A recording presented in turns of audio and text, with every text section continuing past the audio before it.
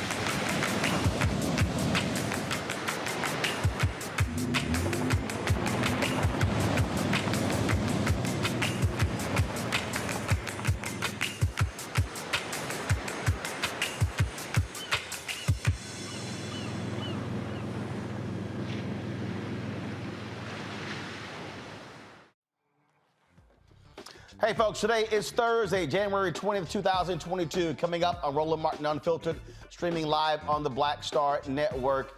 Senate Democrats don't do their job, mainly because Arizona Senator Kyrsten Sinema and Joe Manchin choose not to end the filibuster in order to protect voting rights. Also, we'll talk with Cliff Albright with Black Voters Matter about what is next. Also, Joe Madison, Sirius XM radio host, has ended his hunger strike, which was focused on, again, waiting for the moment to sign this particular bill. Also on today's show, sad news from Delta Sigma Theta. The national president passed away today. We'll give you those details. Also on today's show, we'll talk about a case out of Philadelphia where some cops have been charged in the death of an 8-year-old girl. Plus, you'll get the first public look at the cover of my book, White Fear, that is dropping this year. Folks, it is time to bring the funk on Roland Martin Unfiltered on the Black Star Network.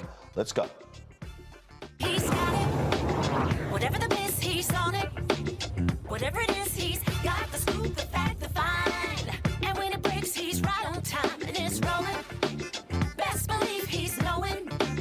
Putting it down from sports to news to politics. With entertainment just for kicks, he's rolling.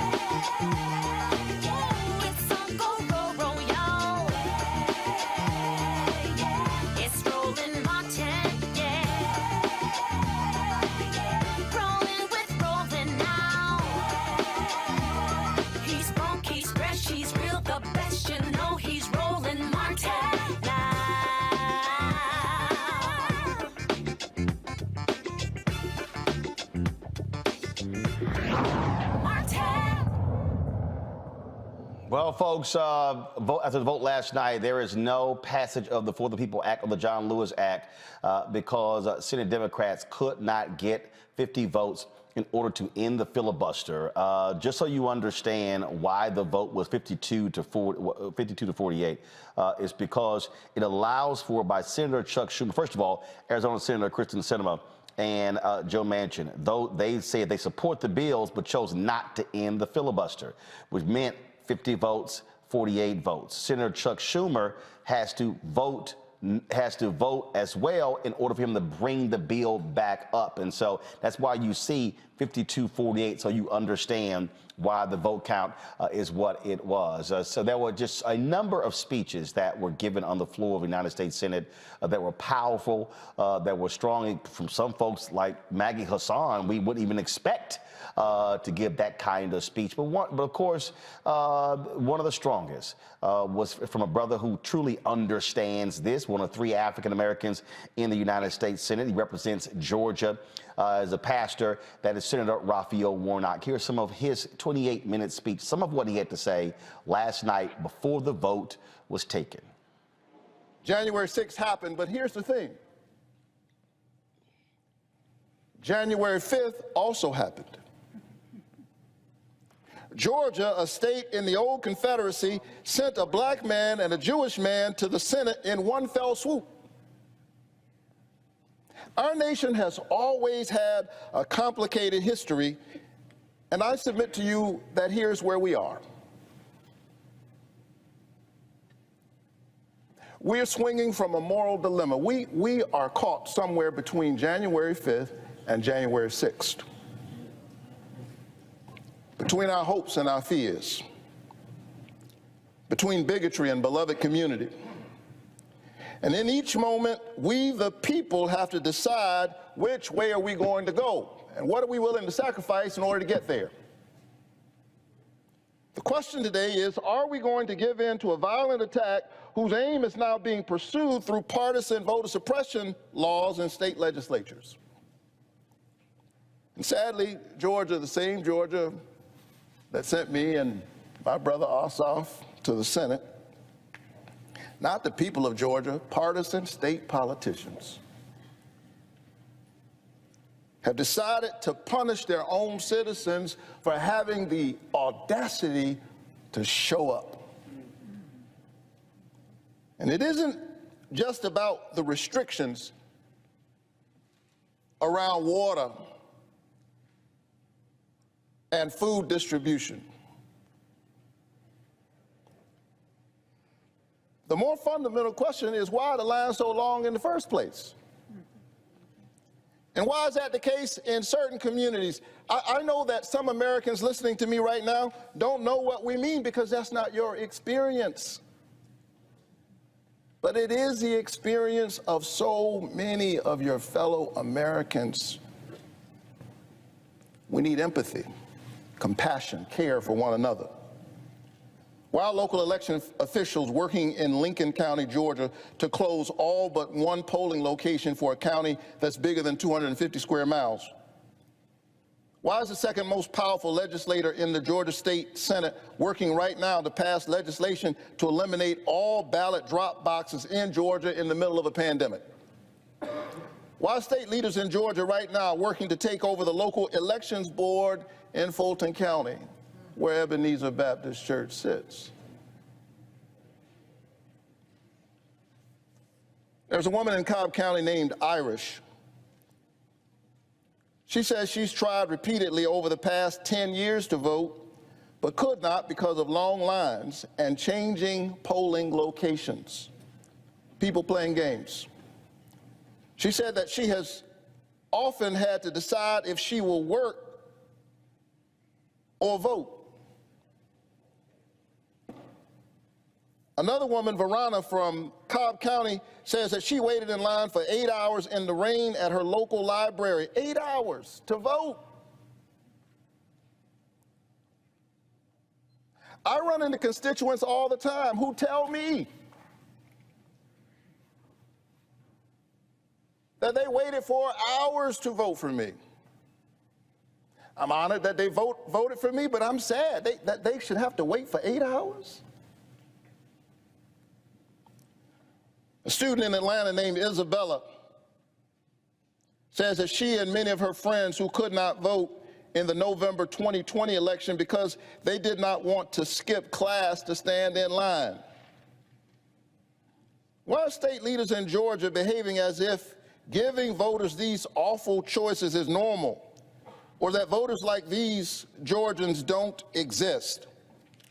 Those are the facts of the laws that are being passed in Georgia and across our nation.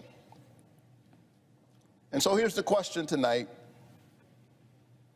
America, are we January 5th or are we January 6th? Are we going to give in to the forces that seek to divide us by gerrymandering us, suppressing us, and subverting the voices of some of us in pursuit of power at any cost? Or are we going to live up to that grand American covenant, e pluribus unum, out of many, one?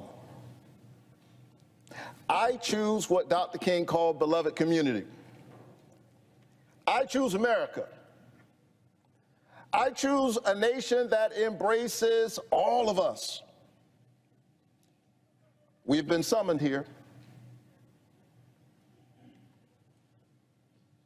We cannot turn away. And in just a few moments, all 100 of us, blessed with a sacred trust, will let the American people know where we stand on the question of whether the Senate will protect their voices, the voices of the very people who sent us here, or if we will simply surrender to the anti-democratic fervor and polarizing disunity spreading across our nation. Joining us right now is the co-founder of Black Voters Matter, Cliff Albright. Cliff, glad to have you back on the show. It was certainly a difficult night for folks like yourself and others who have been fighting for voting rights, who've been in the streets, getting arrested, who've been traveling around this country, risking getting COVID, all of these different things, going into, the backwoods, the country parts, delivering collard greens and water, just trying to get people to understand the power of the vote. With all the work done to elect that man and John Ossoff, which gave Democrats, frankly, control of the United States Senate, to see two white U.S. senators, one from Arizona, one from West Virginia, completely just ignored the reality. What Republicans are doing across the country has to be frustrating. Yeah, good evening, Roland. Yeah, I mean, there's no sugarcoating it. Last night was a frustrating night. Even though we knew what those senators were saying going into it, you always hold out hope that, maybe they'll hear something that'll change their thinking. Maybe they'll get some extra facts that'll change their thinking. Maybe they'll be inspired by my senator, and I'm so proud to call him my senator, Senator Warnock, and even John Ossoff, who I thought also gave a good speech. And more importantly, when Senator Susan Collins tried to clap back, she wasn't ready for his response to her in regards to the Voting Rights Act. We could talk about that in a second, but we're just thinking that maybe they'll hear something that would change their votes. But, as we learned by the end of the night, there wasn't anything that could have been said. There was no facts. There was no history about the filibuster or about Senate procedures. There was no information about the realities of voter suppression that some of their own colleagues were telling them about their own states. There was nothing that they could have heard to change their minds. But with that said, last night, and this isn't just, a silver lining thing or a moral victory thing, last night was important. The fact that we even had that debate is something that was produced by a movement, by what you were just talking about, by folks who have been in the streets and getting arrested and sending messages and texts and all of that. Movement made that debate even happen. Because had we not been pushing for months, then, the senators, including Senator Schumer, may have just said, well, I tried to bring it up for a vote, and they wouldn't let us debate it. But movement made that debate happen and made them go on the record with their votes, made them have a debate and a discussion and to expose themselves. And at the end of the day, we think that that's something that's significant, and we're going to use this energy moving forward because it ain't over. Game on, as we're saying, and we're about to launch a whole nother campaign. And as you may have seen, folks were still out there protesting at the Capitol today, including Congressman Jamal Bowman, who got arrested today, now the sixth, I think, CBC member to get arrested in this battle for voting rights. So it was a frustrating night, and we need to acknowledge that and feel that. but we need to move on from that, because at the end of the day, you know, as I've been reminding people today, the Cheney, Goodwin, and Schwerner were murdered in June of '64. You know, Bloody Sunday happened in March of '65. And it took a whole other 5 months after Bloody Sunday and the Selma to Montgomery March before the Voting Rights Act was passed. People think that there was a march across the bridge and then the next day or the next week we had a Voting Rights Act. That's not the way it worked. And so, actually, I think we got to take it back even further, because I think, and what you just said, it is important for people to understand, to understand the continuum, if you will. You had the 15th Amendment that was passed, one of the Reconstruction Amendments. And then, of course, you had the election of 1876, the Great Compromise of 1877, which then ushered in Jim Crow. You had rights taken. You had, of course, the black members of the House of Representatives who were thrown out. The last one, who was from North Carolina, who gave that particular speech on the floor. You had black folks' rights taken in the Mississippi Constitutional Convention in 1890, where you had that one brother, Isaiah T. Montgomery, who voted along with the white folks to take the vote. That's why I call Senator Tim Scott a modern-day Isaiah T. Montgomery, because of his vote last night. Then, of course, you go through the battle in the 20th century, but you go to the 1957 Civil Rights Act that was gutted. And then, of course, Kennedy runs for president in 1960, makes promises. And then you have this massive comprehensive bill. Everybody forgets that the Civil Rights Act of '64, the Voting Rights Act of '65, and the Fair Housing Act of '68 were actually all in one bill. And so nothing happened for 2 years. Kennedy gets killed. LBJ says, we're going to move this forward. But he tells King, we got to break this thing up. And so then you have Civil Rights Act that comes first, public accommodations. Then you had voting rights in '65. Then you had fair housing in '68. And so the Black Freedom Movement, if you say, starts with, of course, Montgomery, 1955, December 1st. And then you go through the Fair Housing Act being passed 9 days after King, signed into law 9 days after King was assassinated. That's 13 years. Now, none of us today want to wait 13 years, but those folks put it on the line every single day during that period. And so folks need to understand, ain't no microwave social activism. That's right. That's right. No, I'm so glad you went into that history for a couple of reasons. One, because we got to understand now it's urgent, right? We got to have a fierce urgency of now, but we also got to understand the ebbs and flow of history and where we are in this moment.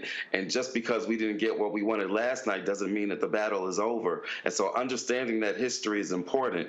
The other reason I'm really glad you went into that history is because what you just described regarding the public accommodations and voting rights and fair housing and the way that they broke that into pieces, ultimately that may be what has to happen with this voting rights bill and the different pieces of it, because we got the gerrymandering, we got the dark money, and you heard the Republicans really focusing on the dark money and the campaign finance reform pieces of the bill, but you got those pieces. Of course, you've got the restoration of the Voting Rights Act piece, which Susan Collins was pretending like she supports, even though she didn't vote for it when it was up a couple of months ago. And so you've got these pieces, and one of the strategies that we may wind up pursuing is breaking down different parts of it, much the way you just described the way that those civil rights bills, including voting rights, was broken down in the 60s. The other thing is that, and I've been saying this to folks as well, because I think people also need to be fully aware and understand how these things are interlocked. So you take what happened last night. This right here, if y'all you're not seeing my computer, folks. Okay, all right. Let me see if I can get this up, because I need people to understand why these elections matter, why who we put in office matters. This was, and I'm trying to pull it up right now, and so we're going to try to get it going. But last night, Sherry Beasley posted this statement right here on her Twitter feed. And for folks who don't know who that is, she's the former Supreme Court Justice of North Carolina. And then she posted this. Guys, come on, go to it. Thank you. Today, Washington has failed us. In this moment, the failure to stand up for our fundamental constitutional right to vote turns back the tide while our democracy is under attack. And so she lays all these things. But this is what she says in the end. If I were in the Senate today, I would vote for the Freedom to Vote Act and John Lewis Voting Rights Advancement Act to ensure we don't pass this fight on to future generations. She's running for United States Senator. Richard Burr, of course, who's been, frankly, abusing his office with his stock trades, he's retiring. She is running for the United States Senate. She lost in 2020 by 400 votes in North Carolina. Folks, do the math. Sinema, Manchin, last night, it was 50-48 because one of those senators, Republican, Burr, voted with Republicans. If Sherry Beasley is the United States Senator next year, if she wins and is sworn in, then all of a sudden now you're looking at 50-49. Mandela is one of the folks who's running, who's the lieutenant governor in Wisconsin. He's running for the Democratic nomination to face Senator Ron Johnson, who is wildly unpopular. If Ron Johnson gets taken down, now all of a sudden it's flipped. You don't need Sinema and Manchin. Then, of course, you have Pennsylvania. Toomey is retiring. And so we don't know who Malcolm Kenyatta is running, Lieutenant Governor, who's running. You know who wins that. You win that. Even with Manchin and Sinema, you're now over the line. Val Demings is Congresswoman Val Demings is running there in Florida. Charles Booker is running there in Kentucky. Then, of course, you have the open seat in Ohio. Democrats hold the line in Nevada and Georgia in those seats. They literally could have 53, 54 votes. And so people need to be then recalibrating. So if black folks are watching right now pissed off, you should be donating to Sherry Beasley. If you're in North Carolina, you should be saying, how am I going to be getting my folks to go out there and vote? Because, again, it's understanding the dynamics of politics and how this thing can be totally different in January or February based upon who controls the Senate. Yeah, you're exactly right, Roland. I'll even throw in there. This is perhaps a more longer term issue, but if DC had statehood, then we'd have another two senators that we wouldn't have to be messing around with Manchin and Sinema, right? And so shout out for DC statehood. But you're exactly right. There's a number of key battles going on. Most of those states that you named are states that we're active in, or we've at least got some partners in. And yes, we need to be. I don't ever want to give, and especially as the battle for the voting rights bills was still going on, I didn't want to give credence to this notion of, oh, well, we're just going to go out and register some more folks, right? And vote blue no matter who, and work your butt no matter what, and all that, but we do have to start having those conversations, and that's why, we're about to launch some campaigns that are rooted in acknowledging that we got to still walk and chew gum. We got to continue to fight this battle for the voting rights legislation, but we also got to go out there and win some extra seats, and so that we don't have to deal with Manchin and Sinema. And then when they come up, you best believe that we're going to be out there in Arizona and West Virginia to deal with our good friends in those two states. But and must hold the line in Georgia. Warnock is on the ballot. Ossoff won a 6-year term. Warnock filled the expired term of Johnny Isaacson, Republican, who passed away, and so got to hold the line in Georgia. That's right. And that's one of the things I've been saying whenever people ask about the enthusiasm gap, which is real, to be clear. Like, black folks aren't going to be happy if we don't get some more stuff delivered for us, whether it's voting rights or criminal justice reform. It was quite a thing to watch Tim Scott and Cory Booker going after each other after Tim Scott wasted everybody's time for a year pretending like they were going to pass some George Floyd Act or some. Oh, no, you know what? I'm glad you said that. I want to interrupt you there because I told folks, so Michael Harriot, when he was with The Root, wrote a particular piece last year, in 2020, where he talked to Tim Scott's deputy chief of staff, who actually said that part of the bill they were advancing would withhold or take funds from police in the places where they did not pass laws to deal with police brutality. Now, here's what's interesting. When Tim Scott went on Face the Nation to Margaret Brennan talking about, Democrats want to defund the police, and that was just a bridge too far, I then text messaged him and said, Can you explain me the difference between what you proposed last year and what you're accusing Democrats of? That was on October 27th. I sent him the text again last night. Now, mind you, he was responding to my other text messages about read the bill, read the bill. But when I brought up his own bill that showed he was a hypocrite, no response. I emailed his staff again yesterday saying, why haven't y'all answered me in 2.5 months when your own deputy chief of staff said the exact same thing that Scott's now accusing Democrats of? Complete, total silence. That shows you how fraudulent they are and how fraudulent he was, wasting the times of all of those families who were there fighting for rights. He never intended for the George Floyd Justice Act to go forward. It was all a charade, and that's why I call Senator Tim Scott a modern-day Isaiah T. Montgomery. And he's up this year, right? And so, you know, people aren't expecting to put as much attention into South Carolina as some of the other states that we went through, Pennsylvania, Ohio, Georgia. Go ahead. So yeah, but he's up, and so you know we're going to be doing a lot of work in South Carolina because we believe that you know anytime you got the kind of black population that you got in the state like South Carolina, you know we got the ability to make some stuff happen. We always got to go out and get that magical percentage of white folks that are willing to come along with us. But hell, if they can pass medical marijuana in Mississippi, I'm believing we can do anything in South Carolina. So he's up. So there's a number of races that you know we need to be targeting, and when we talk about the enthusiasm gap, you know, although it's a real thing, you know, the key thing to think about is it's not a national enthusiasm gap, right? It's kind of like what we say about Congress. Like Congress has historically low approval ratings, and yet you still see that 95% of incumbents still win re-election. Why is that? Because even when people are frustrated or unhappy with Congress, they don't attach that necessarily to their person, right? And so what we may wind up seeing, and Georgia is a perfect example,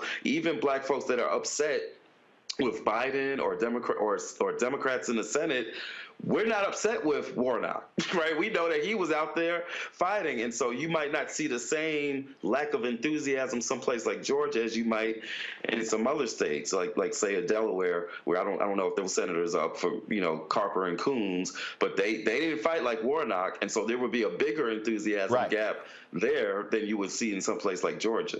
This is video we're showing right now of Congressman Jamal Bowen getting arrested today. You referenced that earlier, so I wanted to definitely show that. It is, you know, you've made the point consistently, Cliff, that you cannot out-organize voter suppression. Yesterday, guys, if y'all have that clip of President Joe Biden, let me know if y'all have the clip where he admitted that, frankly, he has not communicated enough to African Americans. And the thing here is this White House, the Democratic Party, their messaging, look, Frank, has been terrible, okay? I don't understand how in the hell you pass a $2 trillion bill and you don't know how to explain to people what the hell is in it. I mean, that just makes no sense to me whatsoever. But the point that you made is they're going to have to deliver. One of the things that President Biden said after Scott scuttled the George Floyd Justice Act was they're going to be moving forward with executive orders. I'm sitting there going, what the hell happened? They should have done that literally the next week after he did that. You don't sit here and wait 3-4 months. No, you jump on it immediately. That's the sort of action that there has to be far more sense of urgency from this party, and it can't come in August and September. It needs to happen now.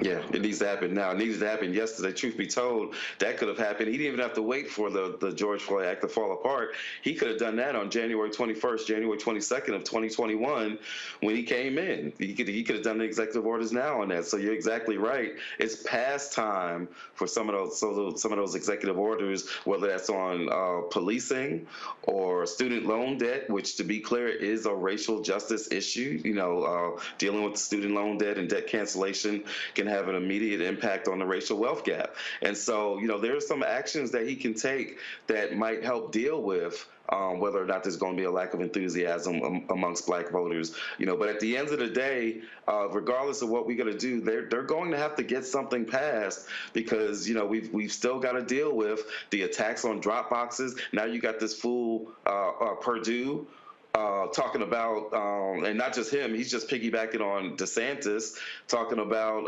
election police. You know, it's so, which he doesn't even have the constitutional authority to do in Georgia, right? But they're still going to talk about it, and they're still going to try it. You got DeSantis putting out his own maps.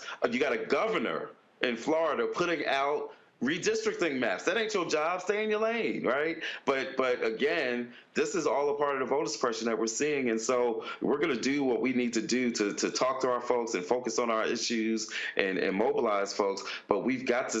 I'm still saying it. We still got to get them. They can't move on to this so-called Electoral Count Act. You may have heard some of that discussion, right? That they just trying to act like that's a substitute for voting rights. That's not a substitute. That would be like, and I shared this the other day on Martin Luther King Day, that would be like LBJ telling Dr. King, or Congress telling Dr. King, you know what, Dr. King, we can't pass this Voting Rights Act right now that you want to get passed. But let me tell you what we're going to do for you. We're going to pass an act that says after they finish keeping you from registering, after they finish giving you literacy tests, after they finish making you count the jelly beans, after they finish closing your polling places, after all is said and done and they send us the election results, we're going to make sure that those results get confirmed and certified as it was sent to us by the state. That would have been insulting to Dr. King, and that's insulting to us today. The Electoral Count Act is not voting rights. Repeat, the Electoral Count Act is not voting rights. It is not a replacement for restoring the 1965 Voting Rights Act. It's not a replacement for guaranteeing days of early voting and vote by mail and making Election Day a national holiday. So they still need to fight. And we're still going to fight and do what we need to do to get those things passed, even if it's in pieces, as you described earlier. But we need that to go along with the mobilization that we're going to be doing as we try to target some of these states up and down the ticket, from Senate on down to local races. Because at the end of the day, we need these school board seats just as much as we need these Senate seats, because we all know what's going on at the school board level. Indeed. Cliff Albright, co-founder of Black Voters Matter. You know, we always there with you, and so let's get it on in 2022. All right, game on. Yes, indeed. It ain't over. I appreciate it. Thanks, sir. All right, folks, let's go to my panel right now. Greg Carr, Department of Afro-American Studies at Howard University. Reese Colbert, Black Women's Views. Also Faraji Muhammad, host of upcoming show on of course, Black Star Network. Greg as well. Greg will be doing the Black Table. I saw the first cut today. Looks great. And Faraji's For the Culture with Faraji Muhammad. And so, again, that'll be upcoming. I want to show y'all this here. This has been making the rounds on the social media. So Senator Mitch McConnell was asked this question, and this is how he responded.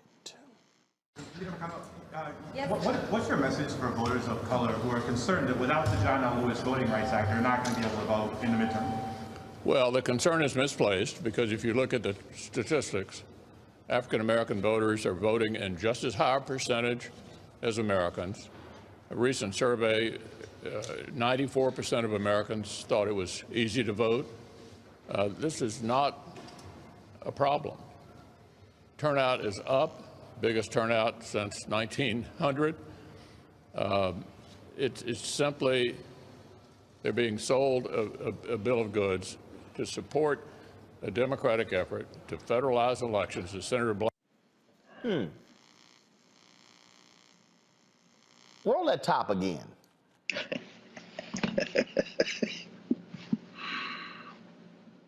John L. Lewis Voting Rights Act, they're not going to be able to vote in the midterm. Well, the concern is misplaced, because if you look at the statistics, African-American voters are voting in just as high a percentage as Americans. A recent survey. Did something happen, Reese? Are you an American? Last I checked, I was. Faraj, I'm just saying, are you an American? We're here. Okay, Greg. Greg, I don't know about you. Well, don't ask Greg. Don't ask Dr. Carr. Dr. Carr. You know where he's going. Oh, no, don't ask me. But see, the thing there, Reese. One, all the BS, because I love it when. Oh no, they're voting. At the same rates. No, That's not true. And again, they love to cite this poll and that poll. Yeah, but whatever the poll, 94% of Americans. Yeah, show me that poll. Or I'm sorry, maybe that was the poll, 94% of white folks. Well, you know, he's revealing what we all know, that when white people talk about people, they're talking about white people. Right. And everybody else has to have the hyphenate in front of it. And it's interesting that he didn't say African Americans, he just said African American voters and then Americans. So he just basically said, well, we all know that we're other to this country, even though we literally built this country. But at the end of the day, the fact that we vote in the numbers that we do is not evidence that the system is working. It's evidence that we are going to go through hell or high water to vote. And the reality is, and I know this is not going to be the most popular thing to say, but they're suppressing just as many, if not more, white voters than they are black voters, just to stop some black folks from voting in places like Detroit and in Pennsylvania, and Wisconsin, and in Georgia, because as Vice President Kamala Harris has been saying, the voter suppression bills that they've put in place are going to impact 55 million Americans. It ain't but 40-something million of us. So obviously it's going to hit a whole lot more people than just black folks. And so they're willing to sacrifice the conveniences of some white folks because they feel like they can make up for it by ginning them up with all of these racial dog whistles or bullhorns about CRT and caravans and radical Islamists and defund the police or whatever kind of bullshit they're going to spring up for 2022. And they know that on the flip side, they're going to make it structurally impossible for so many Black, Latino, Native American, and even disabled and student communities to vote. And so that's what this is all about. But the white supremacy is really the root of all of these initiatives. It's the root of the obstruction. And it doesn't matter if it's Mitch McConnell saying it or versus Kyrsten Sinema or Joe Manchin. They all playing for the same white nationalist team and for the same white minority rule, because this isn't just about 2020, 2022. Right. This is about the next generation of wanting to enshrine white minority rule when the demographics shift against them. I get a kick out of everybody's voting.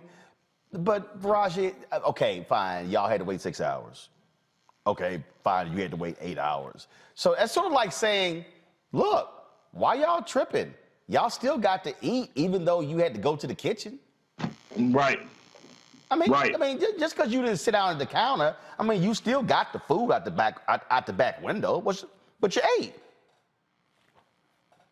And that's the problem right there. And I think, Brother Roland, we got to keep something in mind, that how serious of a situation what happened last night really is to constitutional democracy. Here's a 230-year country that is built on the idea of representation from the people through the voting process.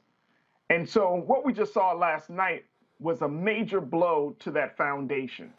And, you know, there are people across this country that are looking and are wondering, are we teetering or are we right there at the brink of civil war? Dr. Gerald Horne, who is the professor of history and African studies out of the University of Houston, he made the point that we are at that point at this point. He said that when you look at it, he said it's going to be very difficult to change the tide against, you know, getting this voting bills passed.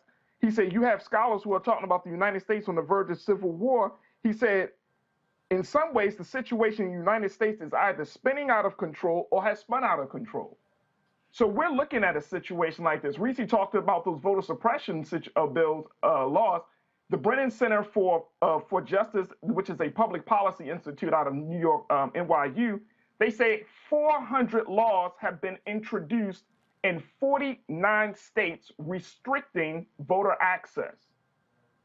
What is going to happen when people go to the polls and they can't go to the polls, or they're restricted, or the ballot boxes aren't there, or there's some sort of limitation?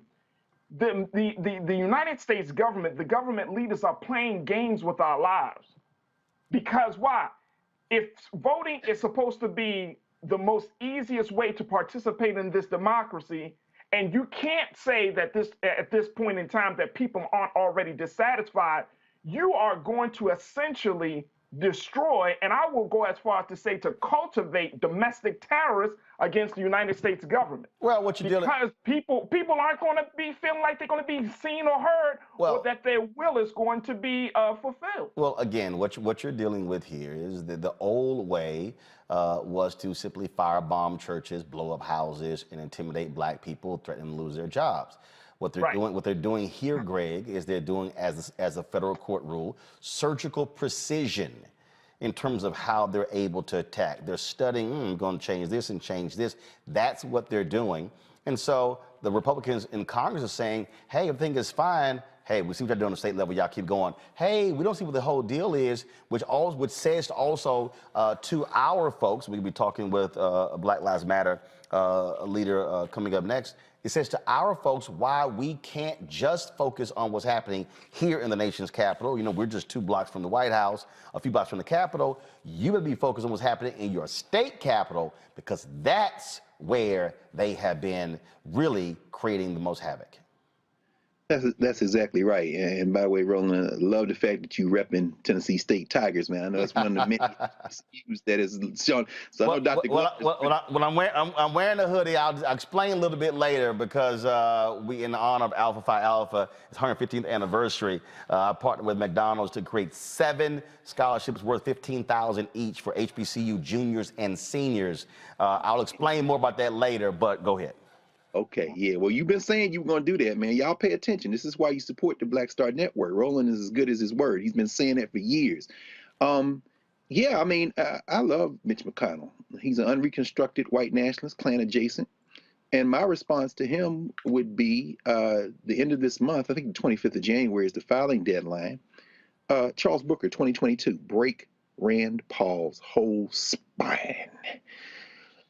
That's the response. You don't, you know, Stevie Wonder said it best in his song Superstition: when you believe in things you don't understand, you suffer. So to me, asking anyone whether they are American or not is a trick question. There's no such thing as an American. I'm an American citizen. I have a passport. I can vote. And so that's the issue. And I think as you walked, Cliff, through that history, it's very important to understand the federal Constitution of the United States of America was set up to prevent majority rule. And at the time, people of African descent were not included. This mess started to fall apart as you began to walk, Cliff, through those Civil War amendments with the 13th, 14th, and 15th Amendment. When you included people of African descent in something we were never supposed to be included in, it began to upset the balance. For a brief moment, there was an off-balance moment when there glimpsed the possibility of maybe something like, what did Senator Warnock say? A nation that embraces all of us. Because he said, I choose America, and then he said, I choose a nation that embraces all of us. And I understand why he had to say it, because he got to win re-election so that you don't have a brain-damaged bulldog join Coach Tuberville from neighboring Alabama and become the literal dumbest senator in the damn United States Senate. So I understand why Warnock had to say that, but them 2 different things, bro. You say you choose America, what is that? And then you say, I choose a nation that embraces all of us. That thing has never existed. But from 1865 to 1875, as you walk Cliff through, there was a glimpse of possibility, and then the North made a deal with the South. In exchange for giving them home rule in the South, they told them, just don't leave the Union, and they didn't. So we had to fight a second Reconstruction, as you've always walked us through. And from 1955 to 1965, we performed radical surgery on the United States. And as you always walk us through, when Martin King's last book, Where Do We Go From Here? Chaos of Community, when he laid down the blueprint for what to do, well, their response since then has been a long period of what Dylan Rodriguez and others call white reconstruction. So now the patient is terminal, because after all that time, the population has been shifting. So this is where I end. We have to now go to war. Stop talking this craziness. I understand why Warnock said what he said, but Cory Booker's still up here with this foolishness like we. There ain't no we, bruh.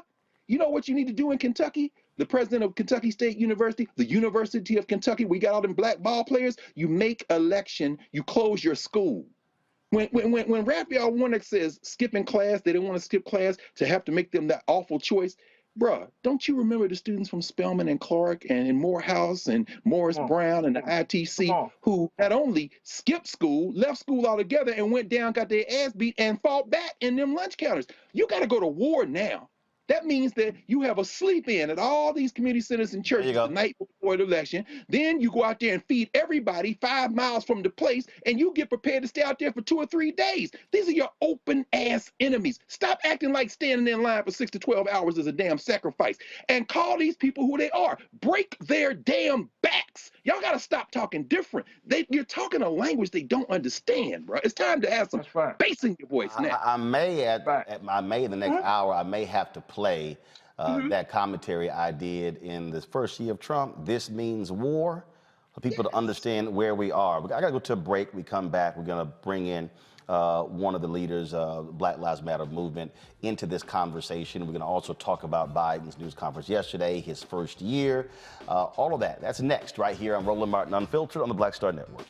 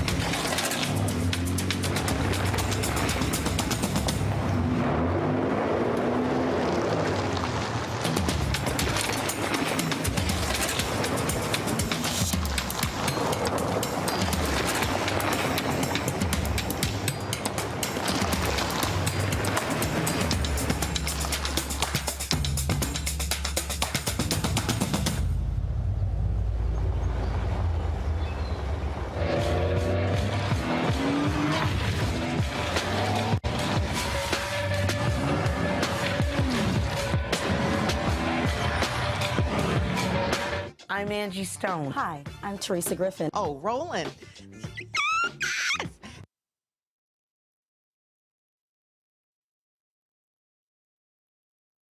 Hey, Roland, I am so disappointed. Welcome back to Roland Martin Unfiltered. Not sure what happened there, but we'll get that whole thing sorted out. Folks, yesterday, President Joe Biden held a news conference where it was his, of course, 1 year anniversary of his first year. And longest news conference in presidential history, about 90 minutes. Actually, it was pretty interesting because, you know, so many people love to ask the question, saying, why is he taking so long and what's going on? And he has no stamina. Well, hell, he stood there and took all those questions. All right, this question was asked yesterday. Listen to this. About voting rights and the struggles you've had to unify your own party around voting rights. Unity was one of your key campaign promises. In fact, in your inaugural address, you said your whole soul was in bringing America together, uniting our people. People heard the speech that you gave on voting rights in Georgia recently, in which you described those who are opposed to you to George Wallace and Jefferson Davis, and some people took exception to that. What do you say to those who were offended by your speech? And is this country more unified than it was when you first took office? Number one, anybody who listened to the speech, I did not say that there were going to be a George Wallace or a Bull Connor. I said we're going to have a decision in history that is going to be marked just like it was then. You either voted on the side that didn't make you George Wallace or didn't make you Bull Connor. But if you did not vote for the Voting Rights Act back then, you were voting with those who agreed with Connor, those who agreed with I think Mitch did a real good job of making it sound like I was attacking them. If you notice, I haven't attacked anybody publicly, any senator, any congressman publicly. And my disagreements with them have been made to them, communicate to them privately or in person with them. My desire still is, look, I underestimated one very important thing. I never thought that the Republicans, like, for example, I said, they got very upset. I said, there are 16 members of the present United States Senate who voted to extend the Voting Rights Act. Now, they got very offended by that. That wasn't an accusation, just stating a fact. What has changed? What happened? What happened? All right, Ashley Woodard Henderson is with the Movement for Black Lives from D.C. She joins us right now. What else if I can play? I'm going to play it a little bit later. But the thing I thought of was interesting yesterday, and we keep always say this all the time, listen to black people.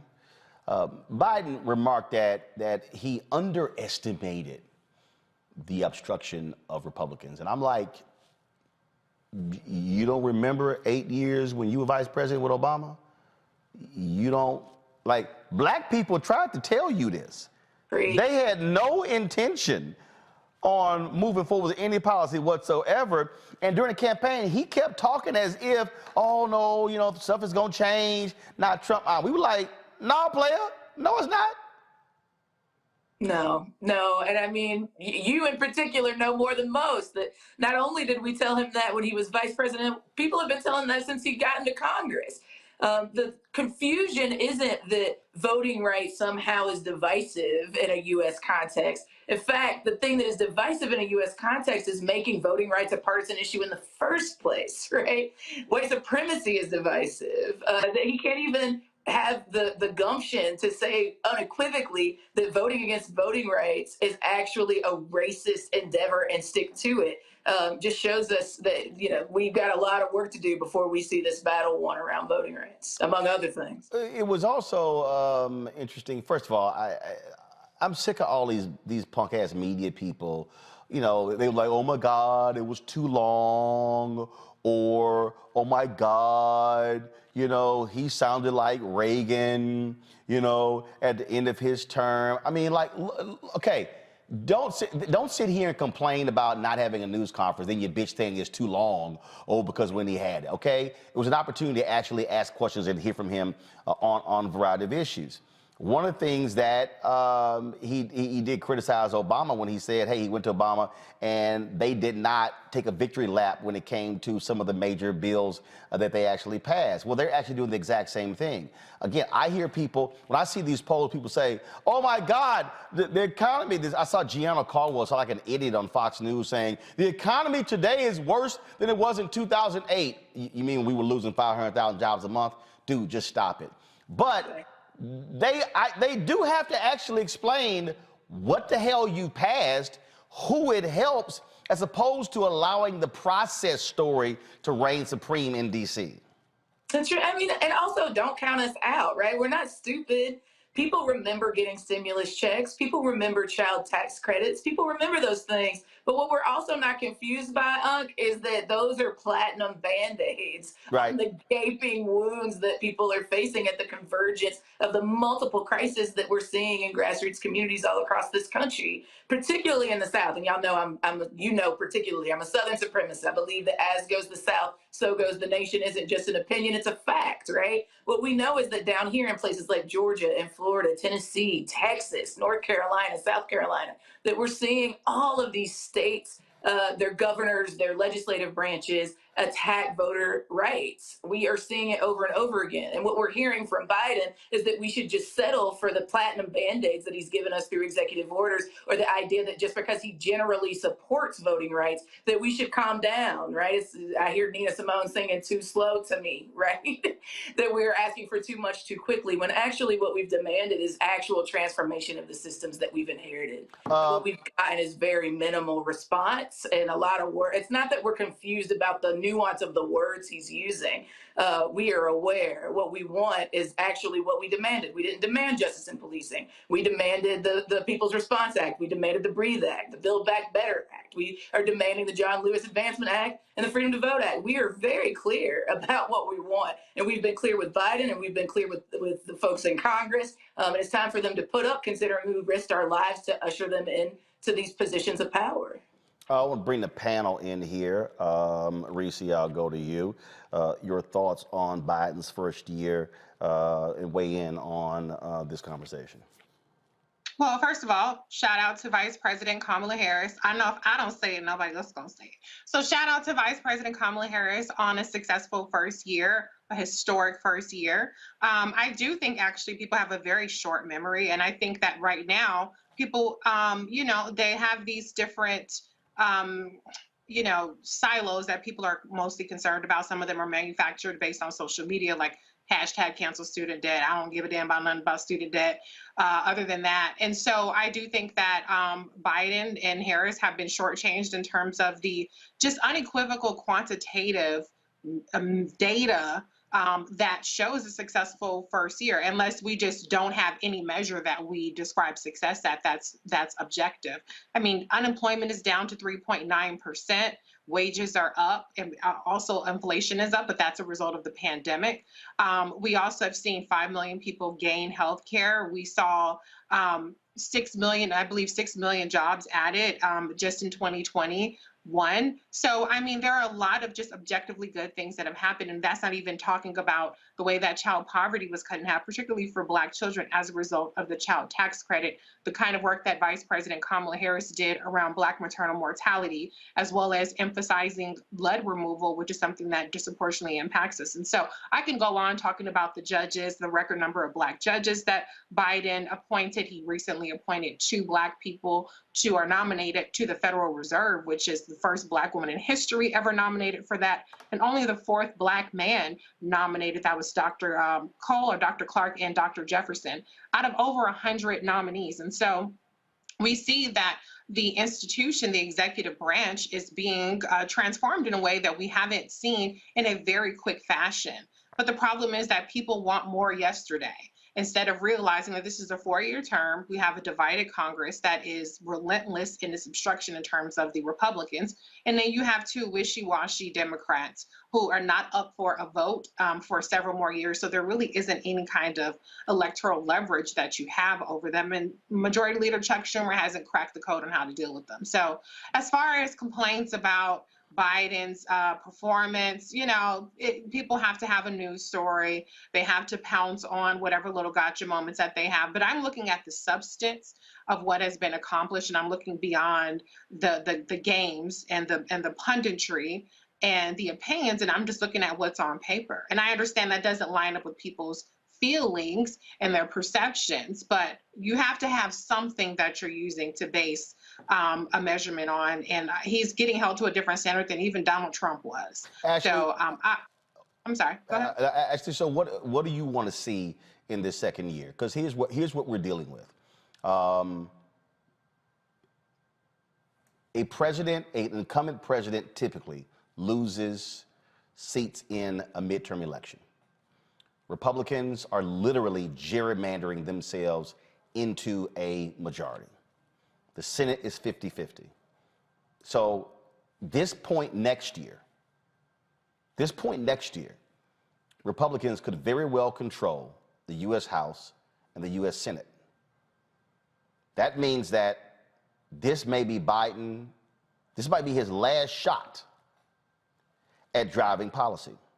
What do you want to see this president focus on in this year, in 2022? Yeah, I think you made the point, brother. What we need is voting rights. And the idea that this is something that we expect in a short order, that it's asking for too much, it's a fake fight about whether or not Biden did or did not do anything in the first term. Or in the first year of his first term. We know that he has. That's not the question. The question is, we've been in a centuries-old fight around our participation in the democratic process. And what we've been sold is that being able to participate in voting is actually critical because it helps decide who governs, right? And if we can't actually unequivocally participate in the voting process, then how are we going to be able to decide that more than just the GOP have a say about what the policy interventions in this country will be? That is not something new, and it's not like a particularly revolutionary demand, right? This is actually just asking to participate in a neoliberal experiment around democracy. And I think that is actually really, really critical to get over the hump of.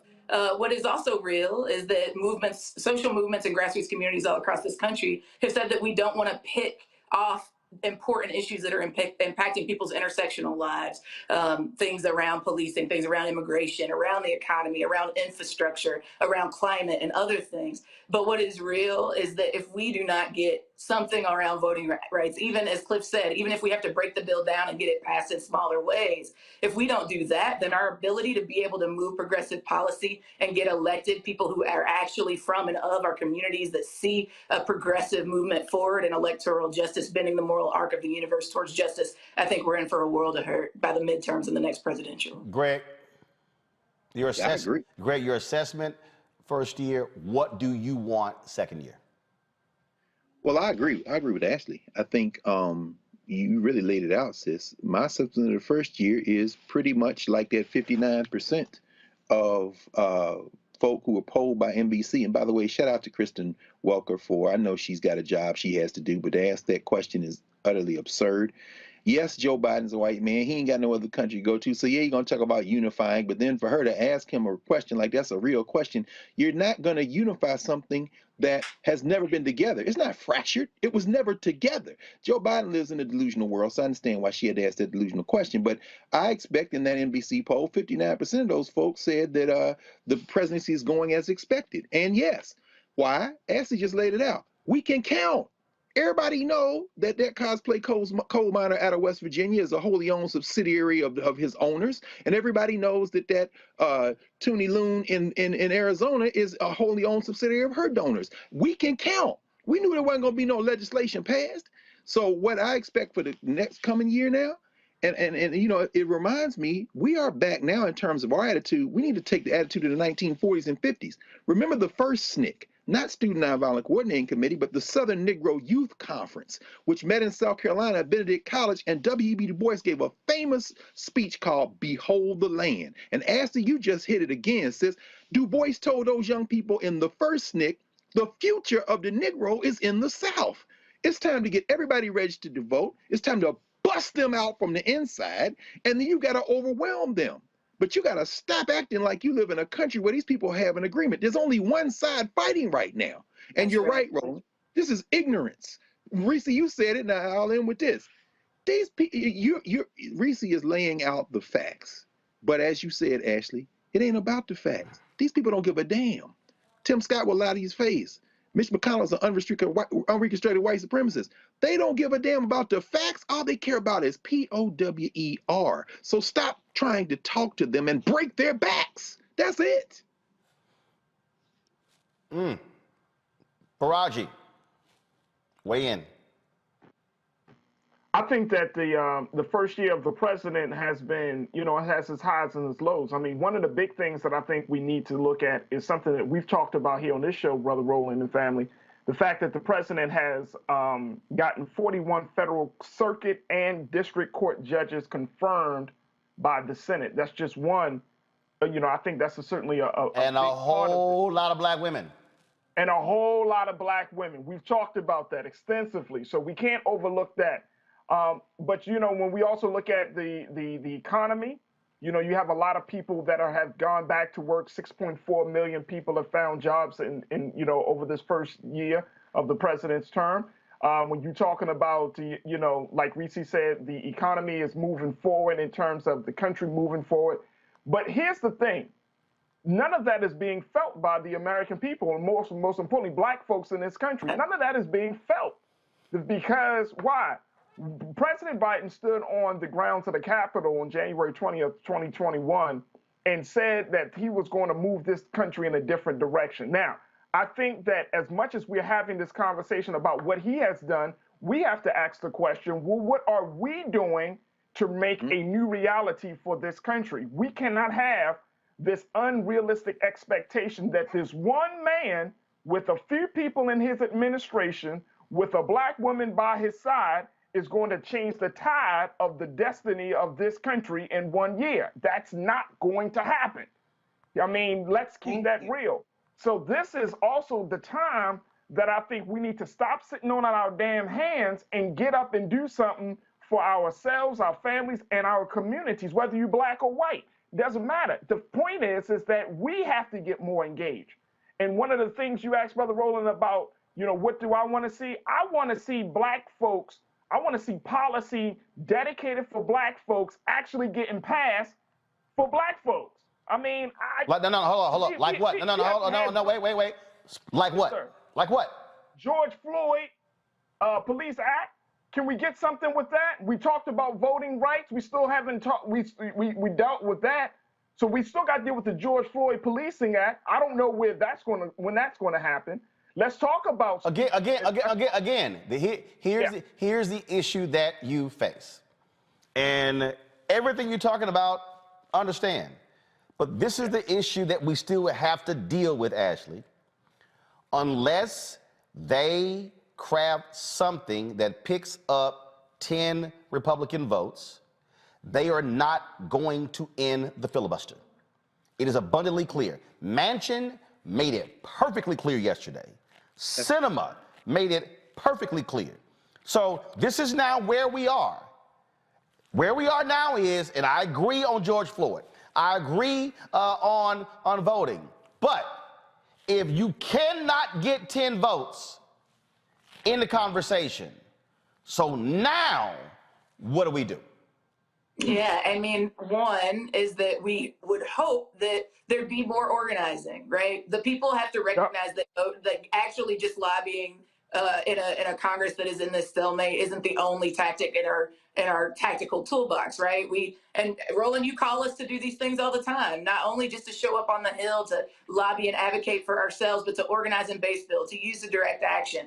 You know, it's interesting to hear people call for the demand of creating policy buy-in for Black people. The Movement for Black Lives did that. We developed the Vision for Black Lives policy platform. We had state, local, and federal demands. The People's Response Act from Cori Bush is literally an offshoot of the Breathe Act that was written by Black people who were listening to the 25 million people that were in the streets in 2020 that were demanding the reinvestment of our tax dollars into building healthy, sustainable, and equitable communities. Folks that have been in the streets around the Thrive Agenda. Folks have been fighting for a red, black, and green New Deal. That is not, to say that the fix is for regular schmegular people who are living at the nexus of the converging crises of COVID, an economic crisis, understanding that white supremacist violence is very, very real in the places that many of us live, and that we are still showing up and showing out, including fighting for voting, right? Black Lives Matter, the Black Voters Matter crew, the New Georgia Project, the Florida New Majority, all of these organizations have been out doing incredible work. And to say that the burden to shift the texture of what's happening in relationship to the Congress and the presidency is on the backs of grassroots communities and not the folks that we have voted in to actually see that legislation through feels frustrating to me.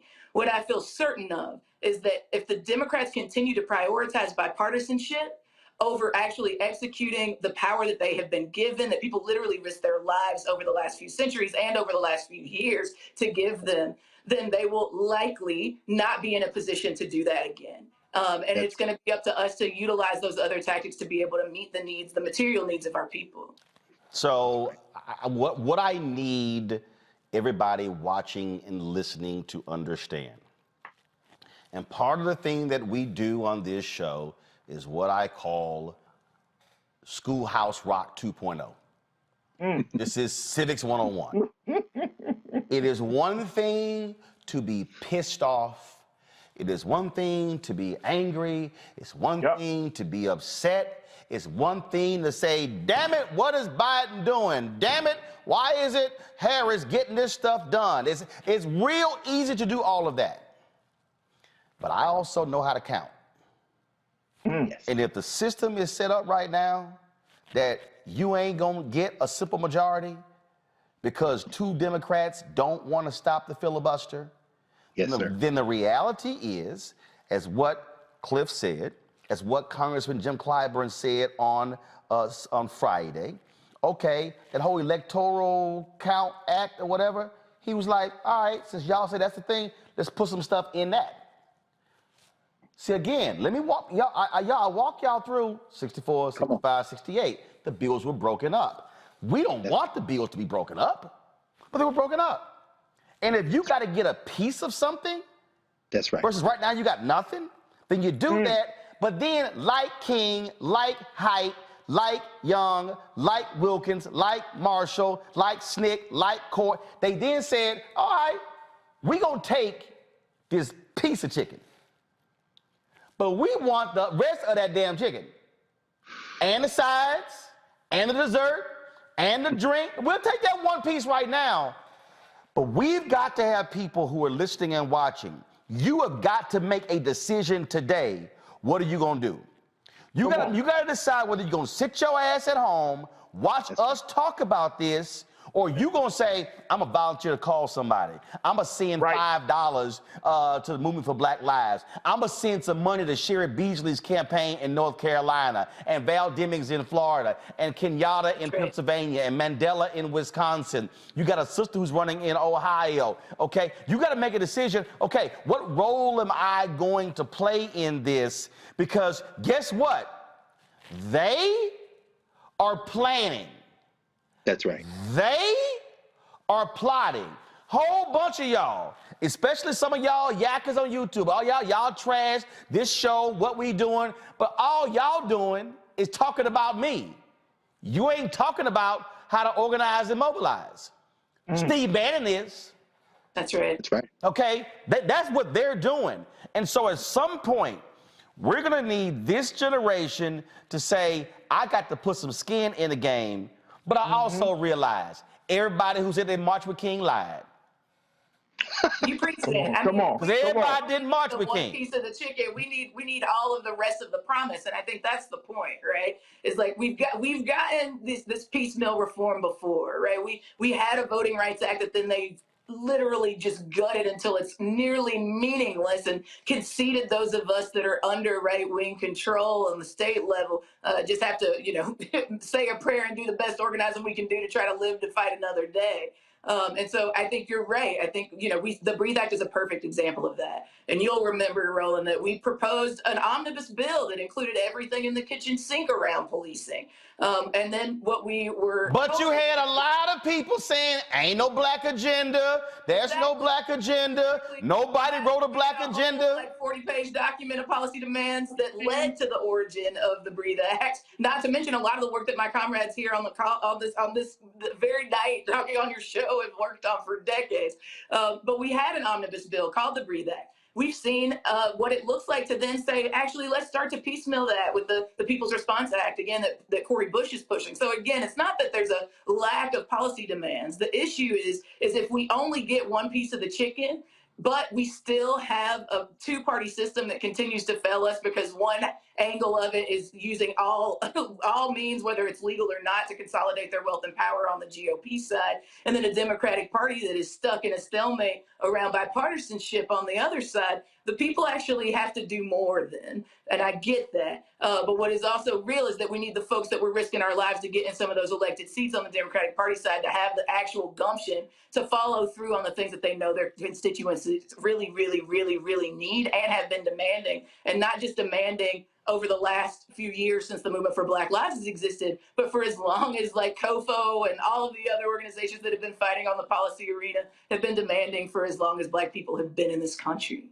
Ashley, Woodard Henderson, Woodard Henderson, we ain't stopping. We're going to still keep swinging because you know what? The folk who came before us were now ancestors. They didn't stop. That's it. They didn't stop. We appreciate it. Thanks a lot.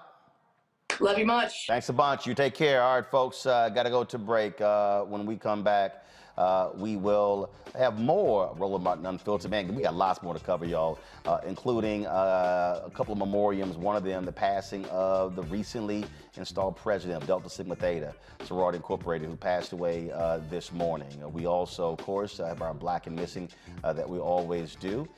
We also will tell you about several cases of police officers acting a fool, being held accountable for their actions, and a couple of things. I'm going to give you the information. Listen up, HBCU students, all HBCU students. If you are a junior or a senior, you can apply for this new scholarship. There are 7 of them. They're $15,000 each. It's in partnership with McDonald's, and also it's honoring Alpha Phi Alpha. I'm going to explain to you that the deadline is next month. Y'all, this is real. It's 15 grand. I'm explaining to you all the details, and y'all are going to get the first public look of the cover of my book, White Fear. I'm going to show it to y'all right here on Roland Martin Unfiltered on the Black Star Network. Don't forget, support us, y'all. Again, ain't nobody else doing this. I'm just letting y'all know right now. Ain't nobody else doing this, okay? And I know you got Black News Channel, they ain't doing this, okay? But this is Black owned. And so we love Black people.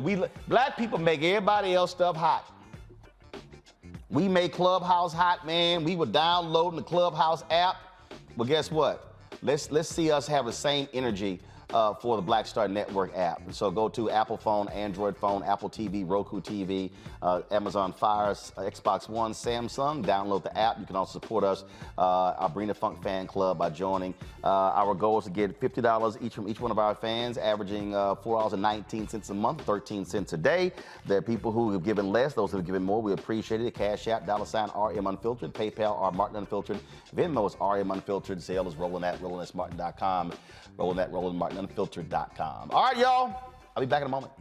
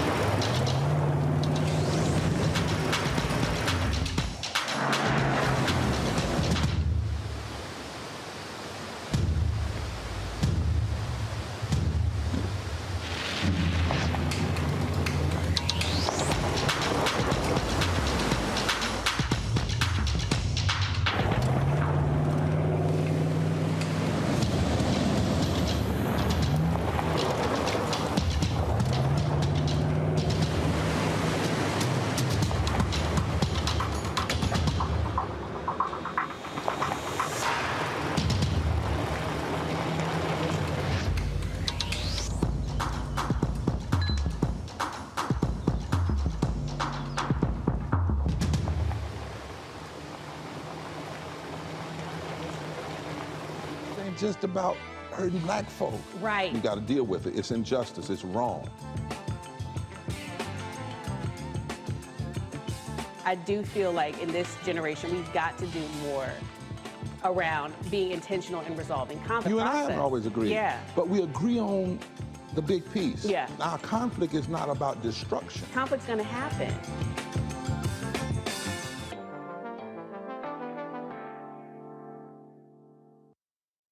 Aretha and I met as a result of a friend of mine named Ben Vereen. She was standing in the mirror in front of, the lights go around the star mirrors, and dressed in white and getting ready to perform, and she was standing up and she saw my reflection in the mirror, and she gave a little, and I gave a little, The mutual admiration. Oh yeah, for sure. She expressed at that time that she wanted to, she had moved to California and she wanted to take lessons in acting. She wanted to do some acting. And I was, like I said, I teach. Right. I've been teaching for 12 years, And so I said, well, I teach acting. And if you want, come down to my classes. One evening, class was very disruptive. They were all at the window. Get back here, come on, we got a class, what are you doing? A limousine just pulled up, a lady got out in a fur coat. She walked into the class, and my first reaction was, you're late. And you told the queen she was late. She was. You wouldn't let her know I'm the teacher. I'm serious. And I think that's what she came to find out. Was I serious? And I was. And so we became serious. Serious enough when you got married. That's as serious as it gets.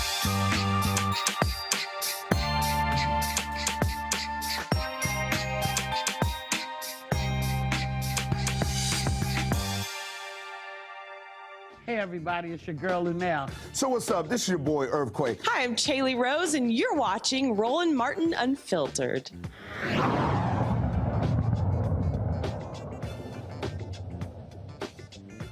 All right, let's go back to the story that I was talking about.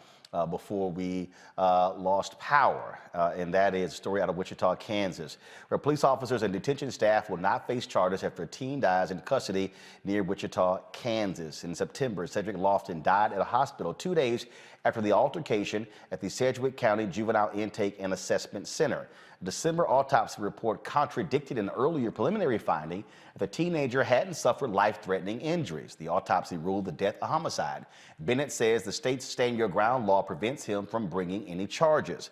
Joining me now to discuss this is this decision by Sedgwick County DA Mark Bennett is Andrew Stroth, the Lofton family attorney and managing partner of Action Injury Law Firm, and Marquetta Atkins, the executive director for Progeny, an organization working to transform the juvenile justice system in Kansas, and also community activist Pastor Maurice Mo Evans, a powerful community church in Wichita, Kansas. Glad to have all three of you here. I need to understand here, and this is one of the issues we have, Andrew, with Stand Your Ground. So the DA is saying he can't bring charges because of Stand Your Ground?